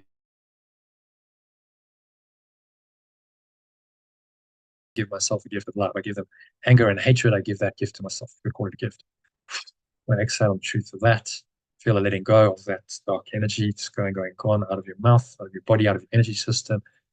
Low stomach into the spine, expel the last remaining air out. And just rest in this deep peace and stillness for a few moments. And now you're just going to listen to the words. I'll read them as you breathe in, and then when I pause, you exhale out through the nose and speak them as affirmations of the truth. So breathing in, hold the breath briefly, just read it in an alternative. So this is your law, my source, not my own, referring to the previous idea that I learned the law of love today, that what I give my companions is my gift to myself. So this is your law, my source, not my own. Exhale as you speak those words, breathing in again. So I have not understood what giving means and thought to keep what I desired for myself alone.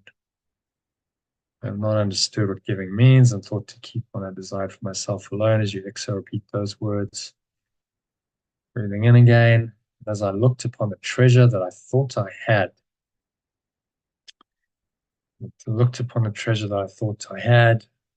express those words, breathing in again. I found an empty place where nothing ever was or will be.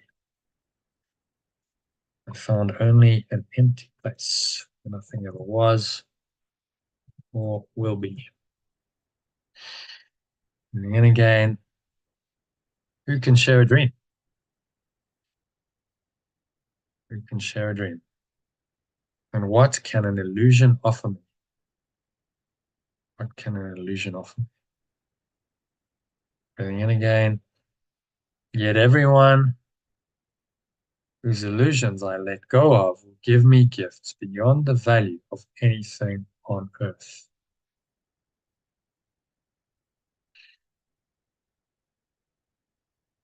I let my liberated companions fill my mind with the treasures of perfect love that alone are real.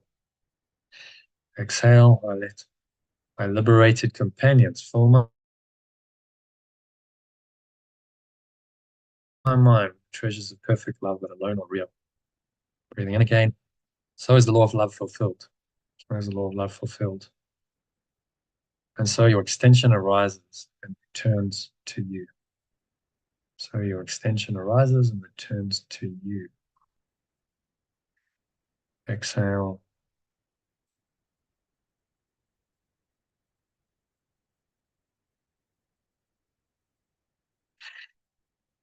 Breathing in again.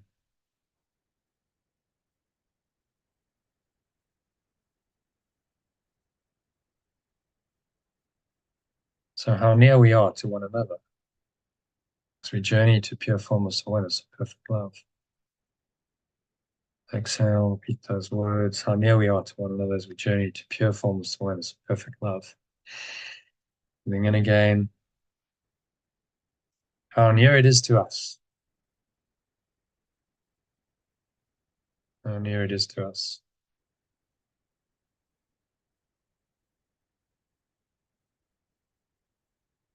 How close the ending of the dream of sin and the awakening of the extension of perfect love is. How close the ending of the dream of sin And the awakening, the extension of perfect love is feel that closeness. It's saying you're not far, it's right there in your own deepest awareness. Can't ever really depart from this. Passing from it is just an illusion.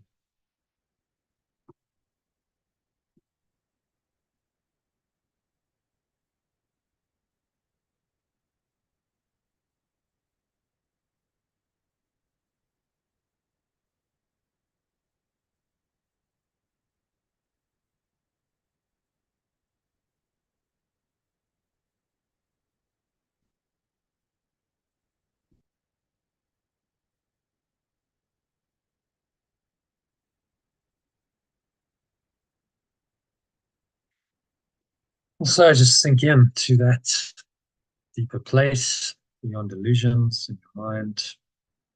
Invite this pure formless awareness of perfect love in. Breathe. Nice deep, slow inhales and exhales through your nose, and watch your breath flowing in and out. Keep your mind in this nice, clear, calm, empty state of awareness for the next minute or two of deep silence.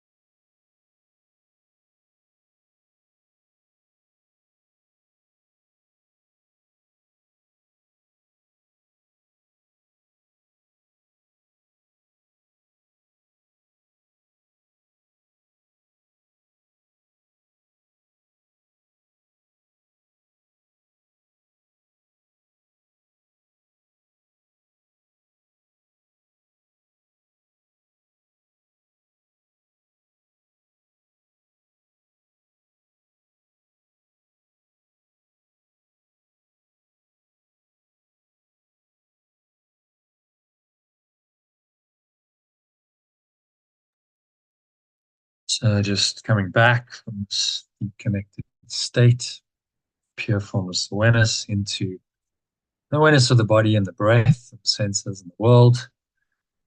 And on the count of three, you're going to open your eyes. So one, just breathing in, noticing how the stomach rises and the chest rises, and subtle flow of air in through the nostrils.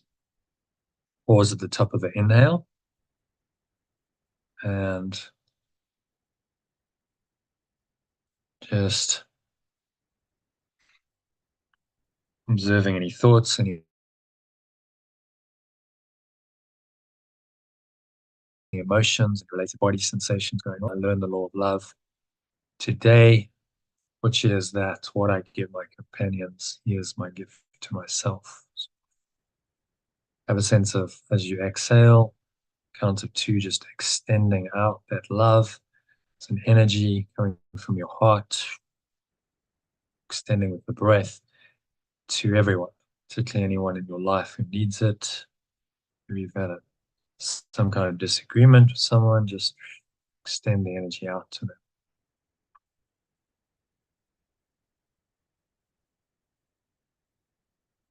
And just rest a few moments in this calm, peaceful, still state. There's nowhere else to go, nothing else to do. Just resting in this eternal peace. Notice the weight of your body pressing down into the chair, your feet touching the ground, noticing what you're feeling with your hands touching. Maybe there's a subtle taste in your mouth, a smell in your nose. Notice that. Breathing in and noticing whatever you're hearing without any judgment. So this practice is really about non-judgmental perception, just staying in that non-judgmental perception. You want to anchor this non-judgmental state in. You can do that by reminding yourself today's lesson frequently. Whenever you get challenged, you can just use it to correct your mind. You just say to yourself, you breathe in, that I learned the law of love today. What I give my companions is my gift to myself. So if I give them love, then that's my gift to myself. If I give them anger and attack thoughts, then that is my gift to myself. Makes it very, very explicit and clear what you're doing. So set the intention to stay there. Use the idea to top you up. If you need to, you can use the short breath break or the longer meditation to listen to help you with that. And so it is said, so it is done, to help you stay in this connected, healed state. So it is said, so it is done. And now on the count of 3, open your eyes. So just take a moment to look around. Just observing the various objects in the room around you in this very clear, calm, detached way. No judgment, no attachment, just a clear, calm perspective. And you realize that this underlying peace, if you experienced quite deeply in the last 12 minutes, is still very much there. And it doesn't really matter what object you look at. So look at various objects, notice that that underlying peace is still there. Notice it's there when you close your eyes, it's there when you open your eyes. Nothing's really changed. And so it is. So that brings us to the end of the meditation and tonight's session. So yeah, thank you, Elaine. Yeah, thank you very much. Very helpful again. Yeah, only a pleasure. So I'll see you Always. tomorrow. Should we do tomorrow evening? Should we do an evening session tomorrow? Yeah. Because mornings I have stuff to do, but at the moment I'm pretty flexible. So whichever's easiest for you. It'll probably be going on till about could do a session at 7 in the evening. That's fine. Yeah. That work for you? 7 tomorrow. All right. Okay. Yeah. All right. See you then. Okay. Have a nice evening. Okay. Bye. Thanks, Elaine. Namaste. Bye. Namaste. So thanks. That's a wrap for today. Thank you to Elaine for joining. If you enjoyed the session, I'd like to find out more about the Awesome Letting Go course program, join us for our next masterclass this coming Sunday. Go to theaolg.com. That's theaolg.com to find out more and register. It's completely free. And also get some of the material I shared up front on Telegram. It's sent to you daily, free. You get a daily quote, a daily lesson, some commentary on it, and one short meditation, which I call a breath break. Sometimes longer ones as well I post. So go to lifebuild.com. That's lifebuild.com. You can see the spelling there on the screen in the background to do that. And finally, if you haven't already registered, you'd like to get notified whenever I go live, which is 6 days a week, please hit the subscribe button and you'll be a subscriber to the channel. YouTube will notify you of whenever I'm going live or posting videos, which I will do some other non-live videos this year. So I look forward to seeing you on the inside. Thanks again for watching. Hope to catch you on the inside, and namaste, which means the true healed self in me acknowledges and honors that same true healed self in you.